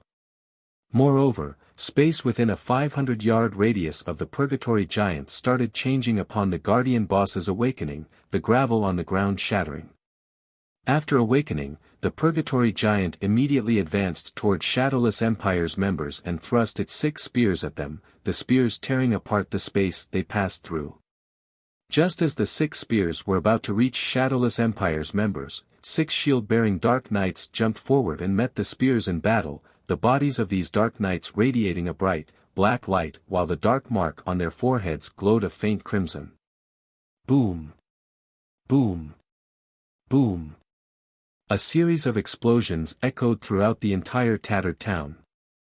After receiving the Purgatory Giant's spear, each of the 6 Dark Knights stumbled only 3 or 4 steps back before stabilizing their bodies. They also lost only 25% or so of their HP, which was quickly regenerated thanks to the rear-line healers. When the Purgatory Giant started launching its second round of attacks, the 6 Dark Knights had yet to recover their balance. At this time, however, 6 more Dark Knights emerged from Shadowless Empire's to block the Purgatory Giant's spears. Like so, the 2 parties of MTs took turns receiving the Purgatory Giant's attacks, their coordination perfect. Due to their perfect execution and timing, the 12 MTs prevented the Purgatory Giant from inflicting any harm on the rest of the team. Start! Vastlock shouted. Upon hearing Vastlock's command, the Cursemancers at the rear line immediately cast Dark Devour. In the next moment, a black puddle formed beneath the Purgatory Giant's feet, the black liquid continuously crawling up the giant and threatening to consume it. Although the spell did not deal any damage, it applied a significant speed debuff. This situation instantly reduced the pressure on the team. Immediately after, Shadowless Empire's members started bombarding the boss in a frenzy. Taking the lead to attack, Night Reader drew her Crimson Bow and sent a crimson light pillar shooting at the Purgatory Giant. -331,564. With just one attack, Night Reader halted the movement of one of the Purgatory Giant's arms. At this time, Vastlock had also made his way to the Purgatory Giant's back and stabbed his two pitch-black, glowing daggers at the Mythic boss. The instant the two daggers touched the Purgatory Giant's skin, two black beams pierced through the boss, each beam causing over -200,000 damage. The basic attributes of these people are high. Every one of them is like a great lord. This is especially true for that assassin and ranger. Those two are most likely superior to great lords of the same level in terms of basic attributes. Moreover, these people can perfectly combine their combat techniques with their skills and spells. It's no wonder they're so confident in taking down the Purgatory Giant, Yen Tianxing praised as he watched Shadowless Empire's members fight. At this stage of the game, the majority of the main continent's experts were still experimenting with combining combat techniques with skills and spells. However, Shadowless Empire's members had already accomplished this feat, allowing their Tier 2 skills and spells to undergo a qualitative improvement. Just 30 minutes later, the Purgatory Giant finally went berserk. Shadowless Empire's members started activating their berserk skills, one after another, in response. When Vastlock and Night Reader activated their berserk skills, without even activating twofold berserk, their basic attributes already reached the standard of mythic monsters. As a result, they managed to endure the Purgatory Giant's berserk phase and eventually slew the mythic boss. Along with the Purgatory Giant's death, the magic barrier that protected the Cold Spring Forest started crumbling. The seal on the cave leading to the Cold Spring Forest was also removed. Meanwhile, beyond the cave, one could now see a snow-covered forest. After killing the Purgatory Giant, Shadowless Empire's members did not rest for long. As soon as they finished collecting the boss's loot, they made their way into the Cold Spring Forest. As they left, they glanced at the distant Zero Wing members, with gleeful expressions. Ha ha ha. Zero Wing's members must be dumbfounded after seeing us defeat the Purgatory Giant, the Dark Berserker carrying a two-handed axe laughed. Although we got to show them the gap in strength between us, they now get to enter the Cold Spring Forest without putting in any effort, Night Reader grumbled. There's nothing wrong with letting them gain some advantage. Zero Wing is Star Moon Kingdom's #1 guild. Its influence also reaches multiple kingdoms and empires. If we want to establish a foothold in the main continent quickly, we can make use of Zero Wing's strength, Vastlock said. After Vastlock's words, Shadowless Empire's members no longer said anything. Instead, they simply focused on traveling to the Cold Spring Forest's inner area. Roughly 5 minutes after Shadowless Empire's members entered the forest, a deafening roar suddenly echoed throughout the forest. How is this possible? A grim look surfaced on Night Reader's face when a group of fully armed dragonkin suddenly emerged from the snowy forest ahead. However, what shocked her the most were the numbers and strength of these dragonkin. Dragonkin Fighter, Dragonkin, Lord, level 100 HP 63,000/63,000,000, Dragonkin Captain, Dragonkin, High Lord, level 101 HP 135,000,000/135,000,000, Dragonkin Warrior, Dragonkin, Great Lord, Level 101 HP 220,000,000/220,000,000. The inferior dragon standing before their team numbered more than 1,000, and even the weakest dragonkin fighter had an aura that was no weaker than that of the Great Lord-ranked demonkin guards they faced before. As for the Great Lord-ranked dragonkin warriors, their auras were just slightly weaker than that of the Purgatory Giant. Moreover, there were 3 of them. Defensive formations. Vastlock shouted. By the time Vastlock gave his command, however, the Dragonkin army was already charging at them. Although Shadowless Empire's members could barely hold their ground against the Lord-ranked Dragonkin fighters, they were at a severe disadvantage against the Dragonkin captains, inferior in terms of both basic attributes and reaction speed. When one of the Dark Knights failed to defend himself in time and got hit by the saber of a Dragonkin captain, he instantly lost over 1/4 of his HP. As for the Dragonkin warriors, Vastlock and Knight Reader had to coordinate with each other just to pin down one. Stopping the remaining 2 Great Lords was beyond them. Retreat! Retreat to the cave! Vastlock shouted when he saw the 2 unfettered Dragonkin warriors slaughtering his teammates. Retreating was now their only option. Otherwise, a team wipe was inevitable. As Shadowless Empire's members continuously fell back, they eventually came across Zero Wings members, who had also entered the Cold Spring Forest. "You guys, hurry up and retreat. These Dragonkin are much stronger than the Lords and Great Lords in that cave. You'll die if you go up against them," Vastlock warned as he looked at Shifeng. However, as soon as the Dark Assassin gave this advice, one of the Dragonkin warriors slaughtering Shadowless Empire's members shifted its gaze towards Zero Wings' team, which was less than 100 yards away from it. Squinting its eyes, it immediately charged towards Zero Wing. Read latest chapters at Wuxia World. EU, they're doomed. Knight Reader could not help but look at Zero Wings' members in pity at this sudden turn of events. The Dragonkin warriors possessed very high reaction speeds and intellect.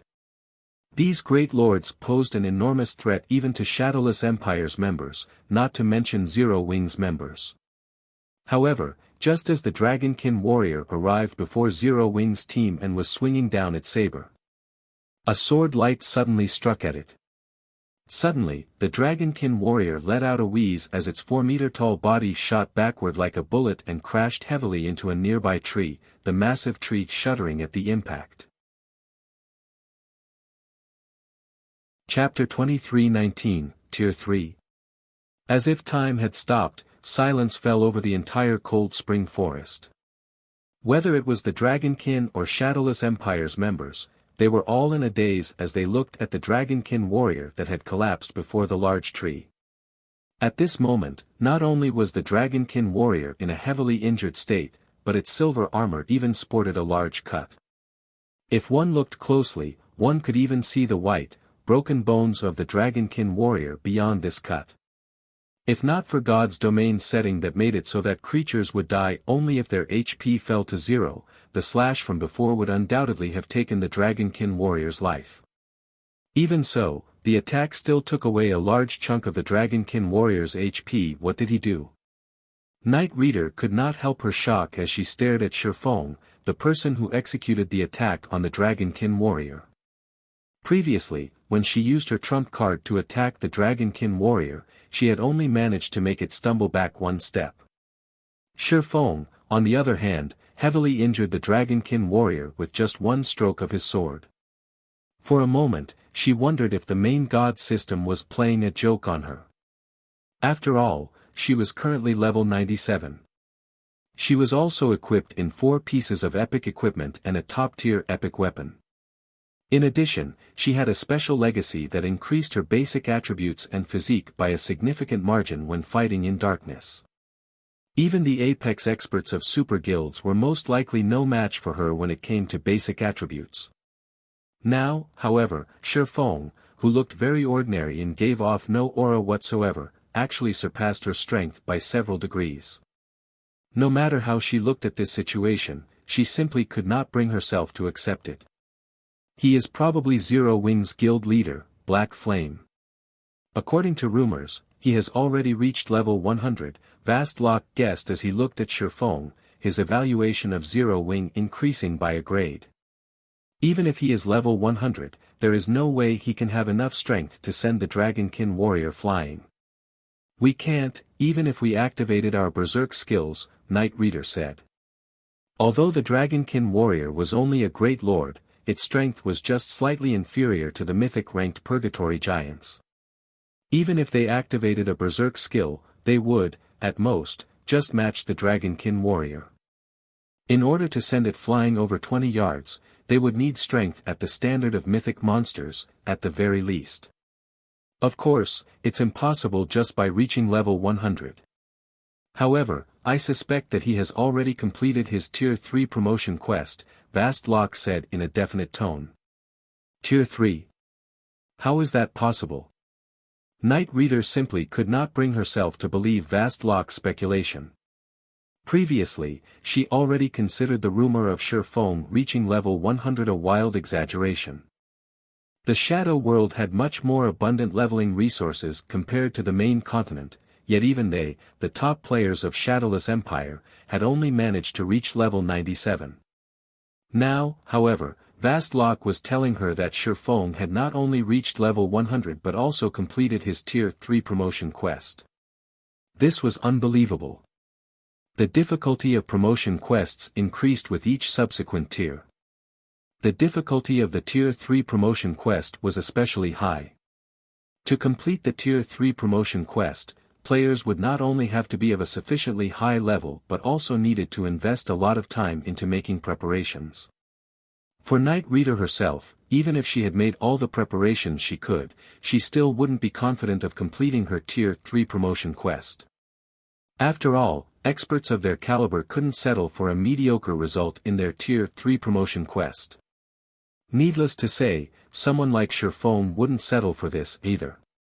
While Knight Reader and Vastlock were talking about Shifeng, the heavily injured Dragonkin warrior suddenly stood up and let loose a deafening roar, which echoed throughout the forest. Moreover, the Dragonkin warrior did not stop at just one roar. Instead, it repeatedly roared again and again. Did it get hit too hard in the head? Knight Reader found the Dragonkin warrior's incessant roaring strange. Moreover, the injured Dragonkin warrior wasn't the only one acting strangely. Every other Dragonkin in the army also started roaring. No. Vastlock's complexion darkened as realization struck him. They're calling for reinforcements. As soon as Vastlock finished speaking, a deafening roar came from the depths of the forest. Following which, a commotion broke out in the distant forest, and very quickly, a huge swarm of Dragonkin charged out of there. The newly arrived Dragonkin numbered more than 3,000, including as many as 5 Dragonkin warriors. Run! Vastlock shouted, his scalp turning numb at this sight. At Vastlock's order, Shadowless Empire's members immediately dropped what they were doing and fled for the cave they had come from, without hesitation. However, despite seeing Shadowless Empire's members retreating, Shifeng and the others still maintained their positions. Why aren't you guys running yet? Knight Reader asked as she looked at Shifeng. We'll block them, so you guys should use this opportunity to retreat. It is still too soon for you all to come here, Shifeng said before walking toward the Dragonkin army, together with Zero Wing's members. Since Vastlock had warned him before out of Gudv LL, Shifeng naturally didn't mind helping Shadowless Empire now. You're crazy. Do whatever you want. Knight Reader huffed when she saw Zero Wing advancing toward the Dragonkin army. She then turned her head away and left. Shifeng might have reached Tier 3, but he was only one person. He wouldn't be able to keep the several thousand Dragonkin at bay all by himself. Not to mention, 5 more Dragonkin warriors had joined the fight now. Even if the swordsman could suppress these great lords, could he suppress all 8 of them? However, before Knight Reader had gone 100 yards away from her previous position, she saw Zero Wing's team clashing with the Dragonkin army. When the two sides came into contact, Shi Feng initiated the battle by executing Void Slash, using the 6 slashes his skill generated to send 6 Dragonkin warriors flying back and crashing into the Dragonkin behind them. As for the 2 remaining Dragonkin warriors, Kola stopped one of them while Turtledove stopped the other. Kola's strength might not be comparable to the Dragonkin warriors, but with the fragmented legendary rank Titan Guard and his Dragonslayer legacy, he neutralized all of the Dragonkin warriors' attacks without fail. As for Turtledove, although she was inferior to Kola in terms of both defense and strength, she had Yan Tianqing assisting her from the side. Yan Tianqing influenced the Dragonkin warriors' attacks, such that they all landed on Turtledove's shield and nowhere else. After seeing that all 8 Dragonkin warriors were stopped, Alluring Summer, Iluafe, Zhao Yueru, and the other magical class players started bombarding the approaching Dragonkin captains and Dragonkin fighters. Like a mobile turret, Zhao Yueru sent even the High Lord ranked Dragonkin captains flying with her spells. With just one AoE spell, she created a large clearing amid the Dragonkin army. Even the Dragonkin warriors stumbled when struck by her attacks. Despite the severe numerical disadvantage, Zero Wing's 100-man team coped with the Dragonkin army without suffering any casualties and relentlessly pressed deeper into the Cold Spring Forest, suppressing the Dragonkin army thoroughly. Dragonkin fighters and Dragonkin captains died quickly, one after another, under Zero Wing's bombardment. Crap! Are they even human? An axe-carrying dark berserker, who had already arrived back at the cave, cursed aloud when he saw the Dragonkin army getting repulsed.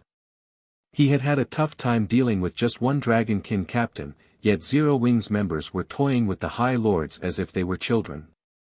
Zhao Yueru, Alluring Summer, and Yi Luofei, in particular, had devastated the several dozen Dragonkin captains with their attacks, preventing the High Lords from reaching Zero Wing's rear line. Shi Feng was even more frightening, single-handedly suppressing 6 Dragonkin warriors. Let alone damaging the swordsman, the 6 Dragonkin warriors couldn't even get within 5 yards of him. Their HPs also plummeted. After only a short moment, the 6 Dragonkin warriors had already lost 1/10 of their HPs. At this rate, the deaths of all 6 were just a matter of time. How is Zero Wing so strong? After Zero Wing's team disappeared into the snow-mantled forest, Night Reader was in a daze for a long time. When she remembered how they had thought to prove their superiority over Zero Wing by defeating the Purgatory Giant, she felt a little embarrassed. She had never imagined that things would turn out this way. Read latest chapters at Wuxia World. Yu Shifeng's performance, in particular, had shocked her. Every one of his actions was beyond her perception. If he had decided to contest for the Purgatory Giant back then, the consequences would have been dire. Most likely, he could annihilate their entire 200-man team all by himself. Let's return now. Zero Wing is much stronger than we initially thought. The higher-ups will need to adjust our approach to Star Moon Kingdom, Vast Lock said after giving the matter some thought. Shi Feng's strength was simply too frightening. He was no longer an existence Tier 2 players could hope to contend with. Moreover, the other members of Zero Wing also possessed considerable strength. With the guild definitely much stronger than ordinary major powers, Shadowless Empire would have to tread carefully in Star Moon Kingdom from now on. After saying so, Vast Lock turned around and had everyone prepare to leave the Cold Spring Forest. As for Night Reader, she turned involuntarily for one last look towards the direction Shi Feng disappeared. So what if you're Tier 3? Just you wait. I'll catch up with you soon. At that time, I'll show you just how powerful I am. I'll make you regret looking down on me. When Night Reader thought of the words Shi Feng said to her before, she gnashed her teeth in anger and frustration, feeling as if she had been treated like a fool. Immediately afterward, she turned around and left the Cold Spring Forest. Chapter 2320, Level 100 Exploration. Zero Wing's members gradually advanced deeper into the Cold Spring Forest.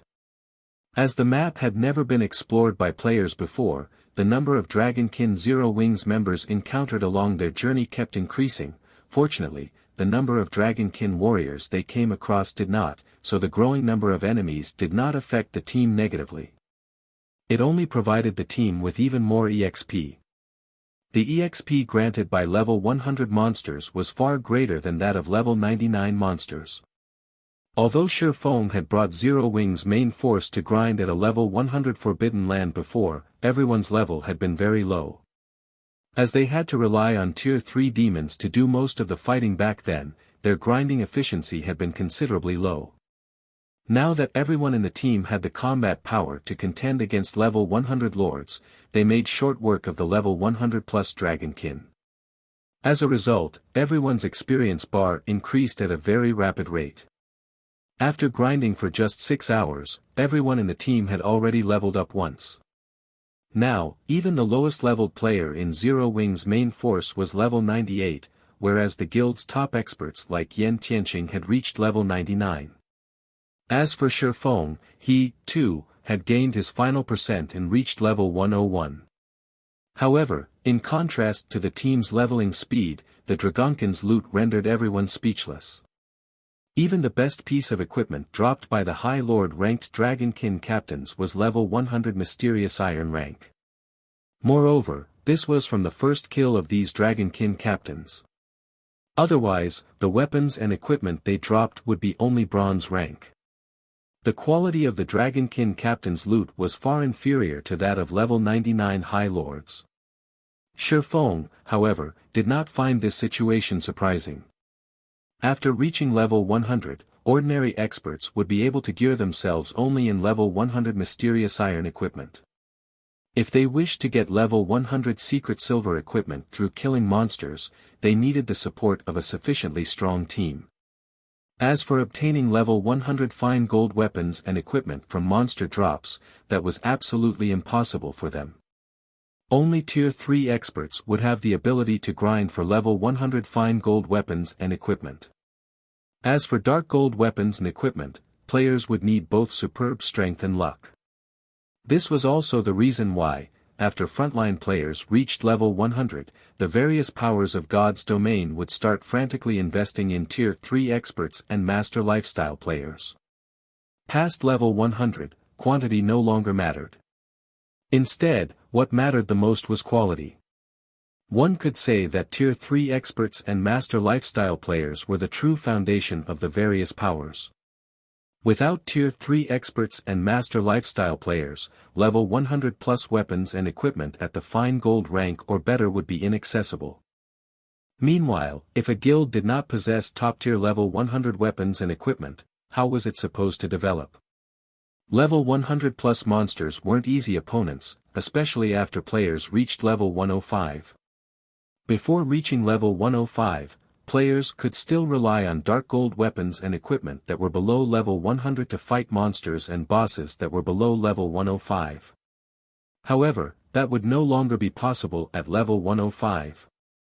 Past level 100, monsters would receive a significant improvement in strength every 5 levels. Without top-tier weapons and equipment of a corresponding level, tier 2 players would not be able to contend with monsters and bosses of the same level at all. Only tier 3 players would be able to. However, players capable of getting promoted to tier 3 as soon as they reached level 100 were extremely rare. Moreover, although tier 2 players might have an easier time completing their tier 3 promotion quest as their levels increased, they would still require the assistance of top-tier weapons and equipment to succeed. Guild leader, I found a parchment that can't be appraised. Blackie said excitedly after picking up a parchment dropped by a Dragonkin warrior. He then handed it to Shifeng, anticipation filling him.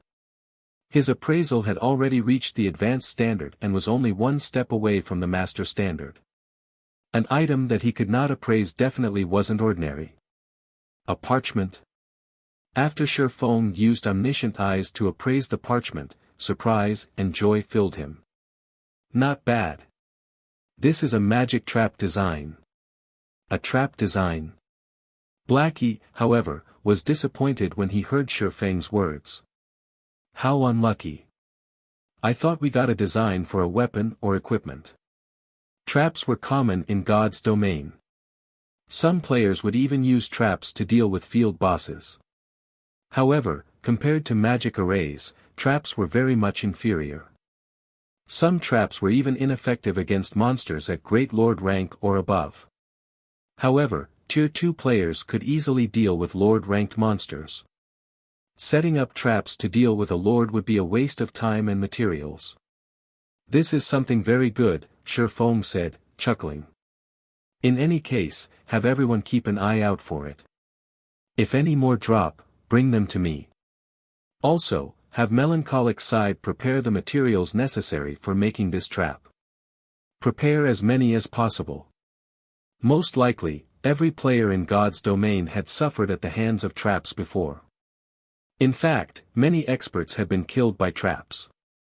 However, as players couldn't properly utilize traps against monsters, traps never gained much popularity among players. However, traps were almost guaranteed when exploring ruins in God's domain, so how could they be useless? The reason for everyone's misconception about traps being useless was simply current players being limited to using and producing basic traps. The materials and production method for basic traps were common and simple, so it was only natural that they had very little effect against monsters. As for why players were capable of making only basic traps right now, it was because the main God system intended for players to slowly adapt to and learn about traps before reaching level 100. However, after reaching level 100, the main God system would remove all restrictions on players. Naturally, this included the limitation on traps, and players would be able to make intermediate traps. Not only would intermediate traps use much rarer materials, but their production difficulty would also increase significantly. In return, however, their effectiveness against monsters would improve substantially. Let alone dealing with level 100 lords, intermediate traps could deal serious damage even to level 100 great lords and place them in a heavily injured state for a short time. Moreover, traps were more suitable for the general public than precious magic arrays, as they were much less costly to produce. During Shifeng's previous life, many Tier 2 experts had relied on intermediate traps to hunt high-ranking bosses and grind monsters. If not for these traps, the majority of Tier 2 players wouldn't have been able to survive in level 100, plus neutral maps at all.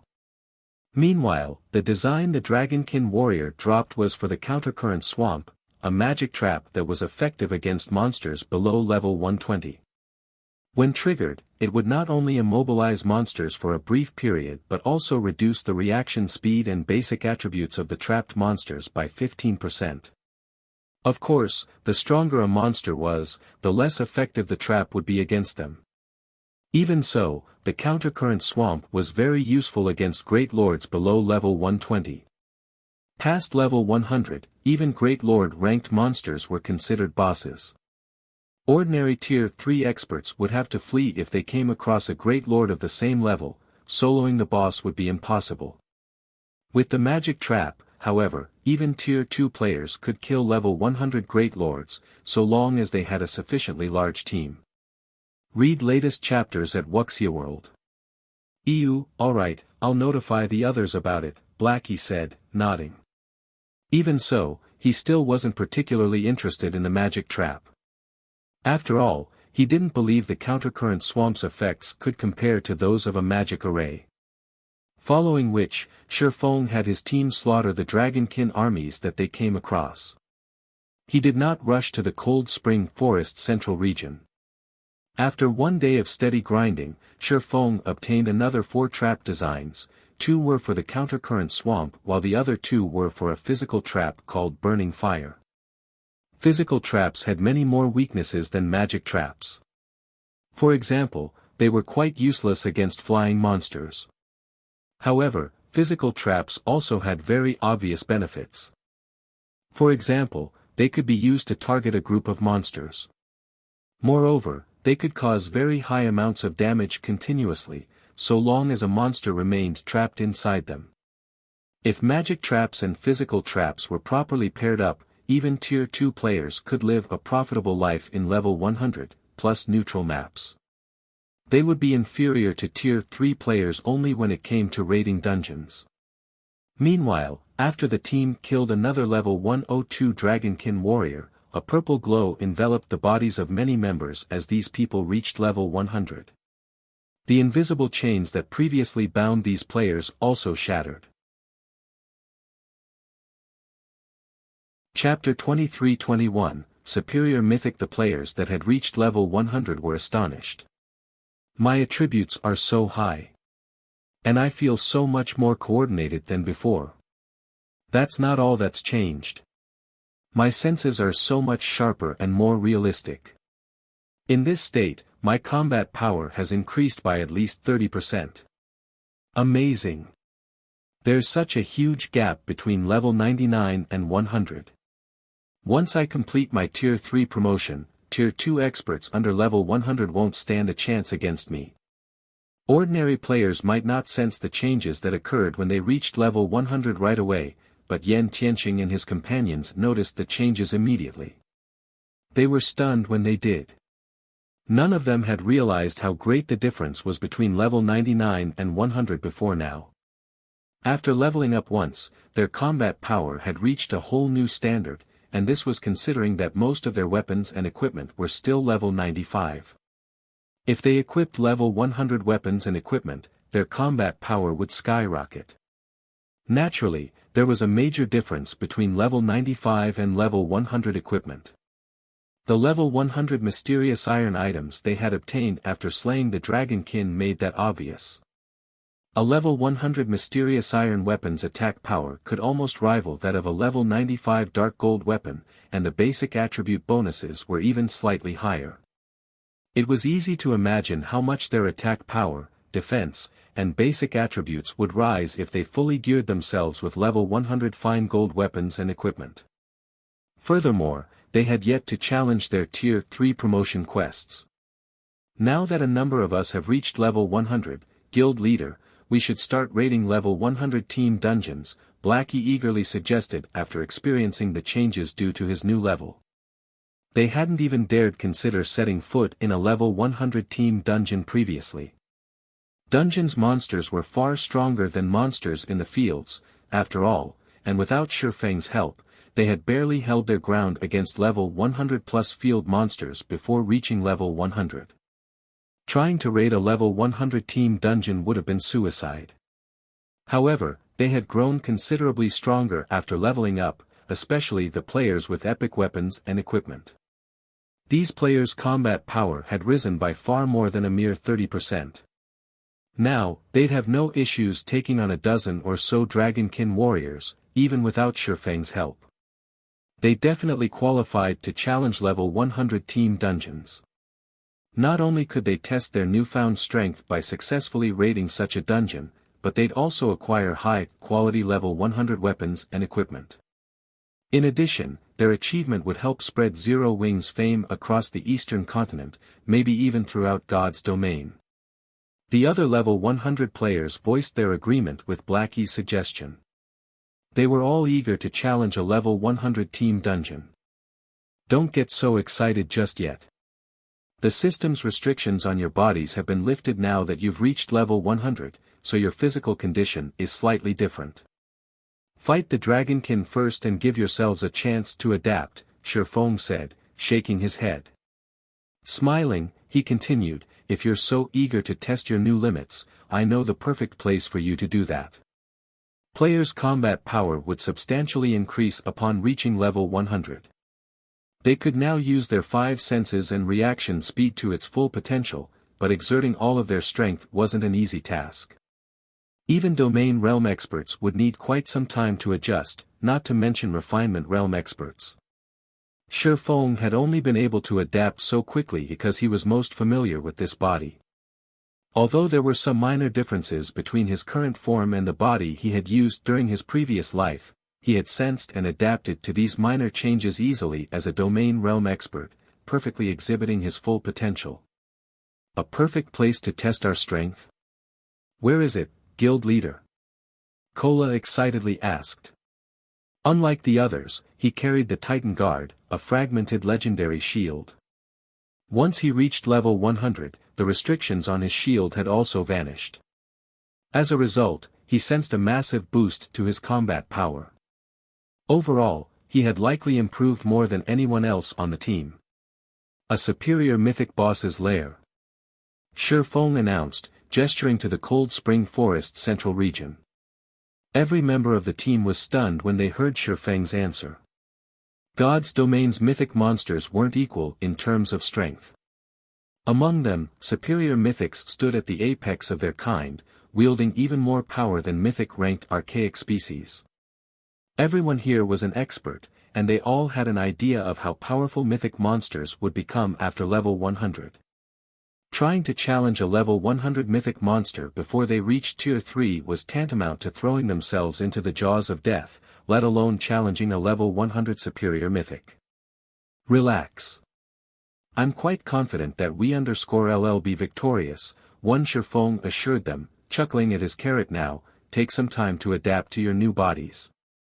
A tier 4 dragon was an incredibly powerful being, but he had his heavenly dragon's breath.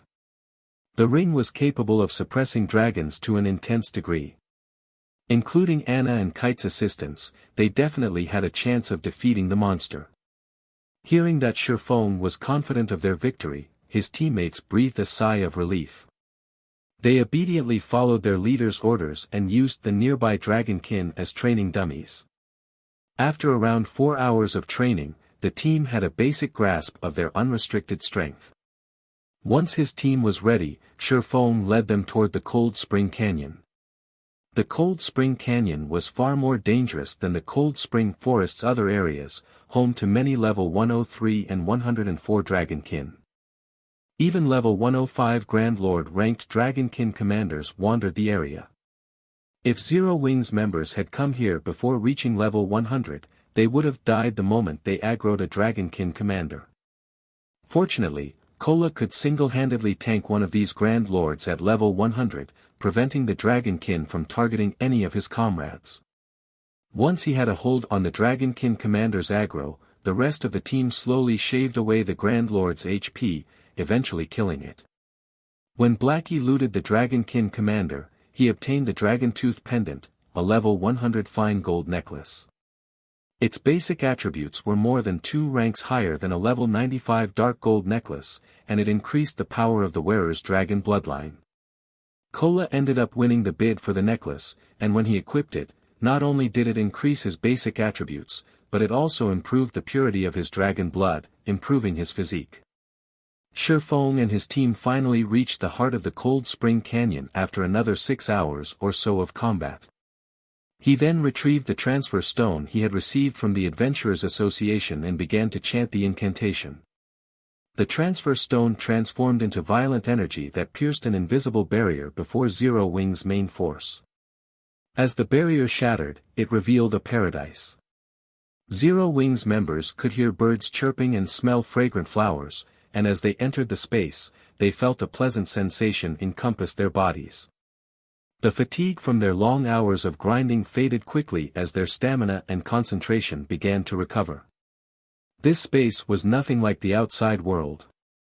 However, before any of them had the chance to inspect this area, a horrific aura washed over them, so intense that it nearly knocked them on their backs.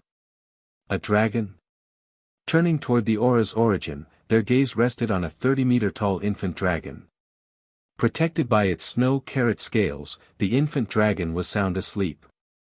Every breath it took was powerful enough to shake the entire area. Ice Dragon, Heathwaite, Dragon, Mythic, Level 101 HP 1,840,000/1-840,000,000. When the team saw Heathwaite's statistics, they had no doubt that if this infant dragon wished it, it could likely shatter this entire space, plunging it into the void. Read latest chapters at Wuxia World. EU dragons had always been the symbol of destruction in God's domain. The various NPC cities' libraries contained a vast amount of information on these beings, always depicting dragons as natural disasters that could bring about the downfall of an entire country. If there hadn't been so few dragons in existence, they would likely have become God's domain's absolute overlords. Are we really going to raid a dragon, guild leader? Kola asked, gulping as he watched the slumbering ice dragon. For a moment, Kola wondered if Shurfong were playing some kind of joke on them. Even if he were tier 3, Heathwaite could likely kill him in one hit, much less now. That's right. That's what we're going to raid. Shurfong nodded after taking a deep breath. He then pulled 2 summon guard scrolls from his bag and summoned Anna and Kite. Chapter 23-22, Draconic spell. Heathwaite was a tier 4 dragon, and normally, Shurfong would have tried to stay as far away from it as possible. Heathwaite might merely be an infant dragon, but it still stood at the peak among tier 4 beings. It was no exaggeration to say that this dragon was invincible among tier 4 beings of the same level. Even 1000 tier 3 players would meet their doom if they encountered a tier 4 infant dragon of the same level, let alone tier 2 players. The gap between their life ratings was simply too vast. Normally, only tier 4 heroes, who had passed a trial of God and received a god's blessing, would have the strength to contend with an infant dragon. However, Heathwaite was under a life curse, which significantly reduced the effects of its life rating. If that weren't the case, it wouldn't have only had 1.84 billion HP and only be categorized as a monarch-ranked boss. Even a random dragon had the strength of a world boss, and a top-ranked world boss at that. Normally, defeating a true dragon without a tier 6 god-ranked player would be impossible.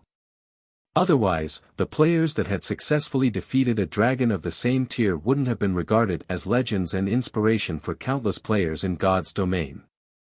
As the 2 summoning arrays gathered the necessary mana, the level 106 summoner, Anna, and the level 105 swordsman, Kite, emerged. During the short break Shurfong had taken after completing his tier 3 promotion quest, Anna and Kite had completed another epic quest. As a result, their weapons and equipment had changed. Previously, they had both worn epic equipment that could grow with them to level 100, but now, they both had epic set equipment that would grow until they reached level 150. They had also both reached or surpassed level 105, and their basic attributes had undergone a considerable transformation. Despite the fact that Shurfong had reached tier 3 and wore the disintegration armor, his attributes were no match for Anna's and Kite's. Once he had summoned his personal guards, Shurfong retrieved the Bible of Darkness and called forth a demon. Shurfeng's Bible of Darkness was the real deal, so its power was unmatched. Moreover, as its user rose to a new tier, the Bible of Darkness would exhibit even greater strength. After a moment, a 20-meter-tall demon gate appeared before Shurfong. As the demon gate slowly opened, a tier 4 great demon, enveloped in blue flame, stepped through. Blaze Demon, Dark Creature, Great Demon, Level 116 HP 420-000/420-000-000 Wings main force members gasped when they saw the Blaze Demon. They then turned to stare at Shurfong with incredulous looks. "You're too vicious, guild leader. You can actually summon a great demon to do your bidding." The various superpowers would likely go crazy if they knew about this, Blackie said as he glanced at the Bible of Darkness in Shurfeng's hands. Blackie had seen the Bible of Darkness before, so he knew just how powerful it was. Its ability to summon tier 3 demons was particularly useful to tier 2 players. A tier 3 demon would even be useful after players reached tier 3. Such demons had many skills and spells and were far more powerful than ordinary tier 3 summoned creatures. However, Blackie hadn't dreamed that the Bible of Darkness could summon a tier 4 great demon once Shurfong had reached tier 3. This power was ridiculous. Tier 4 summoning scrolls were even rarer than epic weapons and equipment, and the various superpowers treated such items like priceless treasures, avoiding using them unless absolutely necessary. And yet, Shurfong could summon a tier 4 great demon with the Bible of Darkness at no cost. Although a great demon had far less HP than ordinary mythic monsters of the same level, its combat power would be far greater than ordinary mythic monsters. Alright, everyone, get ready. The Blaze Demon will tank the Ice Dragon later during the raid. You guys only need to support an attack from the sidelines, Shifeng announced, chuckling as he returned the Bible of Darkness to his bag. The Spirit Emperor, Fantasy Extinguisher, had caused a sensation throughout God's domain during Shifeng's previous life due to the Bible of Darkness. With it, he had developed Fantasy Shrine from a first-rate guild into a superpower that could even suppress the Dragon Phoenix Pavilion in the Black Dragon Empire. Since Shifeng now had the real Bible of Darkness, he had even greater power. The Bible of Darkness was the very reason that Shifeng even dared to consider challenging the Cold Spring Forest's monarchs. He wouldn't have harbored the thought if he only had Anna and Kite to rely on. After all, a mythic-ranked monarch was even stronger than a Tier 4 hero. With Shifeng's command, Zero Wing's main force members went to work. Once his teammates were in position, Shifeng sent the Blaze Demon to charge at the Ice Dragon. Within seconds, the Blaze Demon was within 500 yards of Heathwaite. As the Blaze Demon approached, the Ice Dragon's eyes opened abruptly, and it woke from its slumber, turning its amber gaze on the intruder. Needing neither chance nor gestures, Heathwaite spread its jaws. With Heathwaite as the center, the Ice Dragon sucked a 300-yard radius dry of mana before a towering, white beam shot toward the Blaze Demon. Tier 4 Dragon Breath. Compared to the Dragon Breath Shifeng's Black Dragon Doppelganger had used, a true dragon's Dragon Breath was on an entirely different level. The Blaze Demon transformed into an ice sculpture before flying back over 500 yards. At the same time, the area around Heathwaite became a world of ice, the attack utterly transforming the terrain. Aside from Shifeng, every member of Zero Wing's team was dumbfounded. They had all heard legends and details about dragons, but they hadn't actually seen one in action. At this moment, they finally understood what a dragon truly was. If they hadn't stood over 1,000 yards away, that Dragon Breath attack would have killed every one of them. Fortunately, the Blaze Demon had initiated the raid. Even so, the Blaze Demon had lost over 20 million HP after taking a direct hit from Heathwaite's Dragon Breath. All of you, snap out of it. Once you get close to the boss, make sure that you're spread out.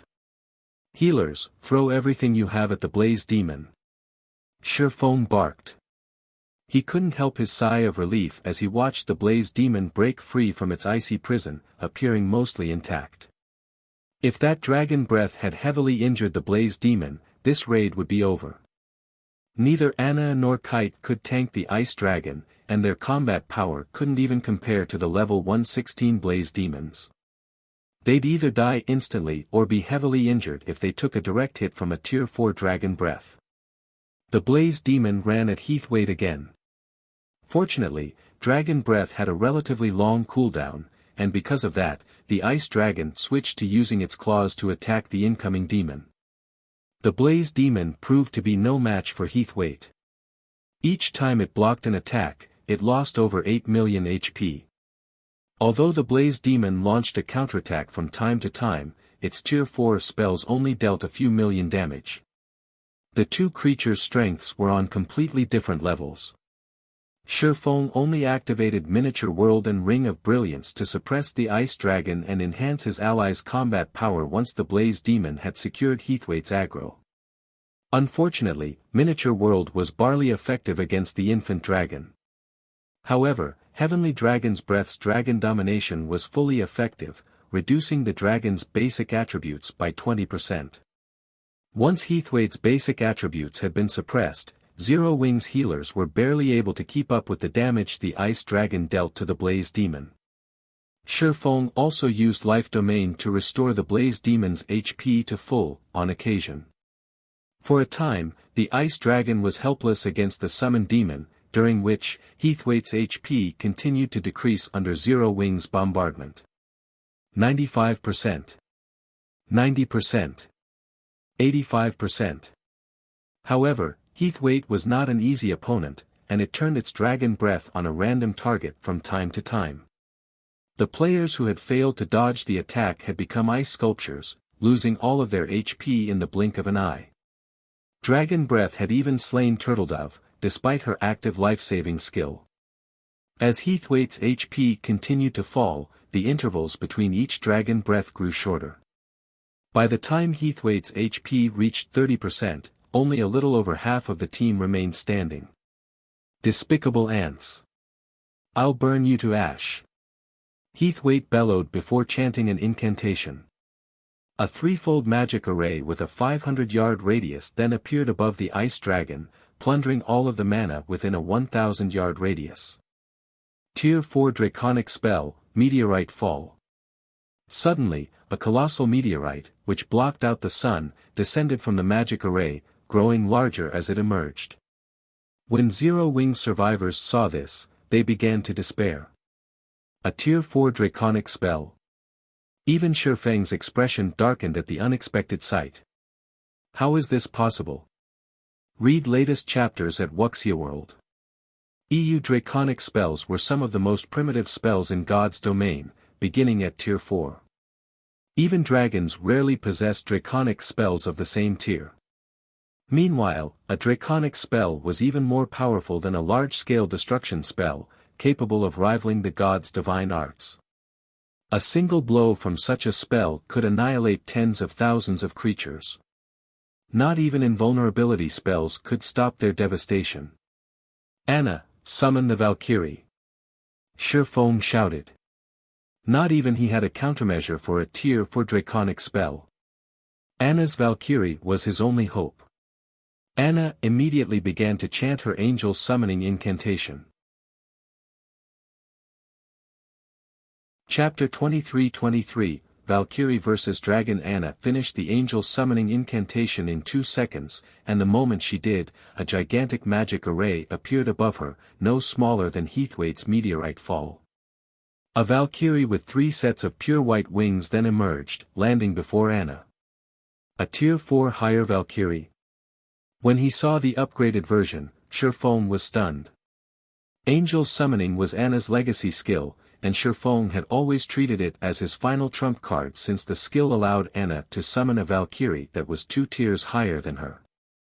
When Anna had been a Tier 2 personal guard, she had been able to summon a Tier 4 Valkyrie. Now that Anna had reached Tier 3, she should logically be able to summon a Tier 5 Valkyrie.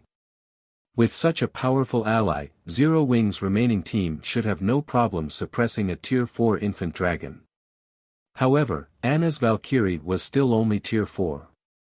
The only difference between the previous Valkyrie and this one was the extra set of wings. Angel's wings represented their status. An angel with 3 sets of wings was considered a higher on-carat, with 4 sets were considered archangels. In terms of life rating, archangels rival dragons, while higher angels were slightly weaker. But before Shifeng had any time to ponder the matter, the meteorite above them had nearly completed. Block it. Shifeng couldn't care less about the Valkyrie's status at the moment. He immediately commanded Anna to send her Valkyrie to stop Heathwaite's meteorite fall. The higher Valkyrie began to chant an incantation as soon as Shifeng gave the command. The higher Valkyrie's incantation was unique. Rather than draw mana from her environment, it drew on a primitive form of mana from the void.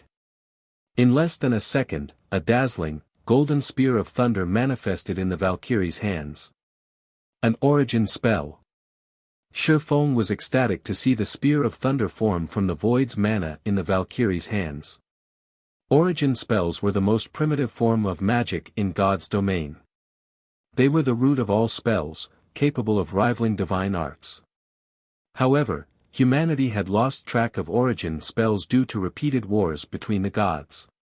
Shifeng had never expected the higher Valkyrie to use such magic. Before Shifeng could get over his excitement, the giant meteorite, so large that it covered the sky and so heavy that it shattered space around it, began to descend. It looked as if Armageddon had begun for a moment, and Zero-Wing's members fell further into despair. As the meteorite began to fall, the higher Valkyrie finished her incantation. She then threw her spear at the meteorite. Soundlessly, the thunder spear transformed into a streak of golden light as it struck the incoming meteorite. Boom! The moment the 2 attacks met, the impact caused a powerful explosion. The resulting shockwave was so powerful that it nearly lifted the players below off their feet. The gigantic meteorite disintegrated into countless, smaller meteors that rained down, creating craters as they struck the ground. Every meteorite was nearly as powerful as a Tier 4 large-scale destruction spell. Zero Wings members gaped as they watched the stones slam into the ground. Tier 2 and 3 players were little more than ants in a battle of this scale. If this battle had taken place in a city, rather than in this special space, the spell's residual effects alone would be more than enough to level half the city. After blocking Heathwaite's meteorite fall, the higher Valkyrie shifted her attention to the ice dragon itself. She formed another spear of golden electricity in her hands before vanishing. By the time Zero Wings players realized where she had gone, the Valkyrie had appeared before Heathwaite. Tier 4 Superior Instantaneous Movement.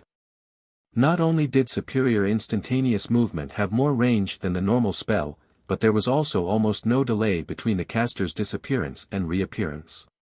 Moreover, the spell didn't affect the ambient mana, making it impossible for enemies to determine the caster's destination. When she appeared before Heathwaite, the higher Valkyrie thrust her spear at the ice dragon. The attack was so fast that not even Shurfong would have enough time to react. If that attack struck him, he'd die instantly. However, Heathwaite was a dragon and reacted instantly, countering the golden spear with a rage-filled claw strike. Boom! The impact of the collision created a deafening boom that echoed throughout the area. Surprisingly, the Valkyrie's strength was too much for Heathwaite, and the infant dragon stumbled 2 steps backward. After suffering this humiliating blow, Heathwaite turned a wrathful glare on Shurfong. Heavenly Dragon's breath suppression on dragons was simply too powerful, and the passive ability had plundered 20% of Heathwaite's basic attributes. Heathwaite already suffered a life curse, so its strength was slightly lower than the higher Valkyries. Now Dragon's domination affected it as well, it was no match for the summoned angel. Good. Everyone, attack with everything you've got. Shurfong quickly shouted when he realized that Heathwaite was thoroughly suppressed. He had originally planned to use angel summoning only after Heathwaite had gone berserk, but he had been forced to use it early due to meteorite fall. Although Anna had risen to Tier 3, which strengthened her angel summoning, its duration had only increased from 10 seconds to 15 seconds. Unfortunately, Heathwaite still had nearly 30% of its HP remaining, and 15 seconds wouldn't be enough to kill it. Attack! Yan Tianqing shouted. Yan Tianqing realized the predicament they were in, as well. He immediately activated his berserk skill and his trump card, Shadow Stink, a Tier 2 taboo skill. In a frenzy, Yan Tianqing transformed into 3 streams of fog, attacking the ice dragon and dealing over -70,000 damage with each hit. Occasionally, the fog streams landed a critical hit, dealing over -150,000 damage. The rest of Zero Wings survivors activated their trump cards as well, with the weaker players dealing around -50,000 damage, while the stronger members of the team, such as Zhao Yueru, dealing upwards of -200,000 damage. Zhao Yueru's critical hits even dealt over -500,000 damage to the ice dragon. Her Tier 3 fire-type spells were a massive advantage in this raid. However, Shurfeng's DPS was undoubtedly the highest. After activating Heavenly Dragon's power, his strength could even surpass an ordinary mythic monster's, and as a result, he dealt over -1 million damage, even without fire-type skills or spells. When he used Void Slash, he instantly devoured over 10 million of Heathwaite's HP. With the higher Valkyrie, Anna, Kite, and the Blaze Demon attacking as well, Heathwaite's HP rapidly decreased. 25%. 20%. 15%. The higher Valkyrie continued to suppress Heathwaite after the dragon had gone berserk. However, she didn't deal quite as much damage. When Heathwaite's HP dropped below 10%, the higher Valkyrie's duration ended, and she vanished. Humans, you're dead. Heathwaite bellowed as the higher Valkyrie disappeared. The ice dragon swiped its tail at the blaze demon and Anna's holy knight, sending both of them flying. It then swiped a claw at Anna, ignoring the blaze demon completely. The ice dragon intended to rid itself of the most troublesome opponents before dealing with the remaining pests. Even without her army of summoned creatures, Anna's DPS was exceptionally high. With her summoned creatures, she was the infant dragon's most challenging opponent. Although Anna's spells could overwhelm ordinary mythic monsters, they were utterly useless against the berserk Heathwaite. Don't think you can take out our main DPS so easily. Suddenly, Shifeng appeared before Anna and activated his disintegration power, swinging Killing Ray at Heathwaite's incoming claw. The moment Shifeng activated disintegration power, it cancelled out Heavenly Dragon's power. In return, however, the ability temporarily elevated Shifeng to Tier 4. Not only did he now wield Tier 4 strength, but his physique, reaction speed, and skills had risen as well. Boom! When the attacks collided, Shifeng stumbled 3 steps backward due to the impact, losing more than 50,000 HP. He was still at a disadvantage, but he had successfully blocked Heathwaite's berserk attack. When that attack had failed, Heathwaite responded with another claw strike. This time, however, the ice dragon activated a skill in the process. Tier 4 skill, Sky Splitter. 5 razor-sharp claws flew toward Anna from different directions, each with more power than the previous claw strike. As soon as Shifeng steadied himself, he executed Lightning Flash to counter the attacks. Executing the secret technique proved far easier after his forceful upgrade to Tier 4, and he sent 17 sword lights at the approaching claws. Ping! Ping! Ping! A series of explosions blew apart the ground around Shifeng, but even after all 5 attacks, he had only stumbled back 3 steps. He also only lost around 200,000 HP. Even at Tier 3, Shifeng had over 1,700,000 HP, far less than he currently had. Losing 200,000 HP was nothing life-threatening. After watching Shifeng pin down the ice dragon, his teammates breathed a sigh of relief and continued their frenzied assault against Heathwaite. Time passed quickly. As the battle progressed, Heathwaite's attacks grew stronger, but with the Blaze Dragon and the Holy Knight's help, Shifeng kept the Ice Dragon in check, preventing it from harming Anna or Kite. However, the team suffered the occasional casualty when Heathwaite fired its dragon breath. 5%. 4%. 3%. When disintegration power's duration ended, Shifeng followed it up by activating Power of Darkness and Blade Awakening, relying on his twofold Berserk's effects to tank Heathwaite's attacks. Read latest chapters at Wuxia World. EU. When less than 5 seconds of Shifeng's twofold Berserk remained, Heathwaite's HP had fallen below 7 million.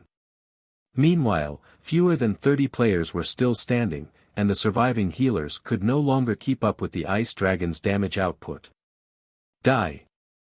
Shifeng activated Divine Providence and swung Killing Ray for a final blow. Lightning Slash. A massive lightning bolt sliced through Heathwaite's neck, leaving a deep gash across its throat. That lightning bolt also destroyed the last of the infant dragon's HP. Chapter 23-24, Ice Dragon's Loot. Everyone's experience bars exploded with EXP as Heathwaite's colossal body crashed to the ground. A level 100 plus mythic boss would already provide a lot of EXP, and as a monarch ranked boss, Heathwaite would award even more. In the end, the 24 or so survivors watched as their experience bars rose beyond 90%. Although they had only reached level 100 less than a day ago, they were almost at level 101. Shifeng was now at 63% of level 101, as well. The EXP from the Ice Dragon alone was worth nearly 3 days of normal grinding. It's finally dead. And I thought we were finished, Blackie said, sighing deeply as he plopped down on the ground. He was ecstatic that they had finally won. Near the end of the raid, Heathwaite's defense and attack speed had steadily increased. At one point, Shifeng hadn't even been able to pin down the Ice Dragon with the Blaze Demon and Holy Knight's help. Moreover, Heathwaite's battle recovery generated over 10 million HP every 5 seconds, and as a result, they had barely moved the infant dragon's HP bar toward the raid's end. Yan Tianqing and the others felt like survivors of some great disaster. None of them wanted to imagine how the raid would have gone without Shifeng's Bible of Darkness and 2 personal guards. When Heathwaite had died, it had dropped over 100 items beside its corpse, forming a small mountain that radiated waves of intense pressure. It's so powerful. This is the first time I've ever seen items that emitted such intense pressure. I wonder what kind of items dropped. Maybe there's a legendary item. Everyone stared at the mountain of loot with glowing eyes, and when they heard mention of a legendary item, the eager light in their gazes grew even brighter. They all forgot about their exhaustion for a moment, wanting to charge forth and inspect the dropped items. The strongest known item at this stage of the game was Fragmented Legendary rank, which everyone assumed Shifeng possessed. However, Zero Wing's main force members knew the truth: there was more than one Fragmented Legendary item. Naturally, this was a guild secret. Exposing this truth would only invite God's domain's various powers to target Zero Wing, and only an expert of Shifeng's caliber could openly own a fragmented legendary item without having to fear for his life. If anyone else were in his position, they wouldn't even dare to set foot outside of an NPC city. Epic items couldn't even compare to the benefits a fragmented legendary item provided, much less a true legendary item. Based on what players had learned from the game's libraries, every legendary item in the game had the strength to decimate heaven and earth. With such an item, players would have the power to transcend tiers. Before their fight with Heathwaite, these players wouldn't have been so concerned about such a power, convinced that they could bridge the gap between tiers with high enough basic attributes, but now, they understood what that kind of strength truly meant. Without the strength to transcend tiers, Tier 3 players had no hope of contending with superior mythic bosses. Alright, let's resurrect our fallen. Shifeng simply chuckled when he saw the hunger in everyone's eyes. He found their assumptions hilarious. Obtaining a legendary item with so little effort was impossible, and after level 100, weapons and equipment drop rates decreased considerably. On average, even mythic bosses' loot would consist of fine gold weapons and equipment. One would have to be incredibly lucky to acquire dark gold weapons or equipment from a mythic boss. However, Shifeng had to admit that he was surprised by how much Heathwaite had dropped. This was the first time he had felt such an incredible pressure from a boss's loot, as well. Having received their orders, the surviving team members pushed aside their curiosity for the moment and began to resurrect their teammates. Fortunately, a monarch boss's lair was similar to the space within dungeons. Even if players died here, they'd only lose 10% of their EXP, and only 5% if a healer revived them. Thus, the level 100 players that had fallen hadn't dropped back to level 99. While his companions revived, Shifeng organized the infant dragon's loot. Amazing! Is this a benefit for the first kill? Shifeng was stunned as he examined the items. His only aim in killing Heathwaite was to complete his crusade quest and become Cold Spring Canyon's lord. He hadn't expected to gain much from the raid itself, yet he was elated that he had chosen this monarch boss to raid. The Ice Dragon had dropped a total of 121 items, which was normal for a monarch. However, the items' quality far exceeded Shifeng's expectations. There were as many as 24 inferior legendary materials among the loot, all necessary for producing epic and fragmented legendary items. Even without a design for such items, these materials could increase one's production success rates when crafting level 100 dark gold items. Level 100 plus dark gold items were incredibly rare in God's domain, only slightly more common than epic items under level 100. They'd still be rare even after Master Lifestyle players gained the ability to craft level 100 plus dark gold items.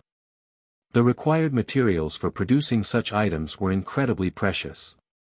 They only dropped from powerful bosses, and each boss dropped very few at a time. Moreover, the production success rate for level 100 plus dark gold items was very low. Advanced Master Lifestyle players would only have a theoretical success rate of 35%. Every player that focused on their subclass knew that theoretical success rates were nowhere near the actual success rates. It was merely the highest possible success rate players could achieve. In practice, a minor deviation in the process could reduce the success rate to 20% or 30%. If one included an inferior legendary material in the process, however, their production success rate with level 100 plus dark gold items would increase by at least 5%. With these 24 materials, Zero Wing could produce a dozen or so level 100 plus dark gold items. Surprising Shifeng further, Heathwaite had also dropped legendary materials. The Ice Dragon's Claw. Countless Grandmaster Forgers dreamed of obtaining this item. Dragons were one of the rarest types of monsters in God's domain, and they were immensely formidable. Acquiring a dragon's claw was nearly impossible. When used to forge weapons, dragon's claws were godly materials. As long as the player made some minor modifications to the claw, they could easily produce an epic weapon, even without an appropriate design. If they had an epic weapon design, they could craft a fragmented legendary weapon by using a dragon claw as the base material. Read latest chapters at Wuxia World. Any dragon claw that had appeared on the market during Shifeng's previous life had easily fetched the price of 2 fragmented legendary items in an auction. After all, one could sacrifice 2 random fragmented legendary items to secure a weapon of the same rank that was more compatible with its wielder. And Heathwaite had actually dropped 2 ice dragon's claws. Why wouldn't Shifeng be excited? It was no wonder why the ice dragon's loot had radiated such an incredible pressure. Aside from materials, Heathwaite had dropped 5 dragon's blood vials that could boost Kola and Alluring Summer's dragon bloodlines, further strengthening their Dragonslayer classes. While Shifeng appraised the several designs the infant dragon had dropped, one result left him utterly dumbfounded. How is this possible? A flying ship design. You're tuning into the Han Li's Wuxia Chronicles YouTube channel. We're so grateful for your support, and don't forget to subscribe to join us on this incredible journey through captivating stories. Your generosity through donations truly makes a world of difference, as it's the primary source of revenue that allows me to expand and enhance this channel for you. Thank you from the bottom of my heart for being a part of this adventure.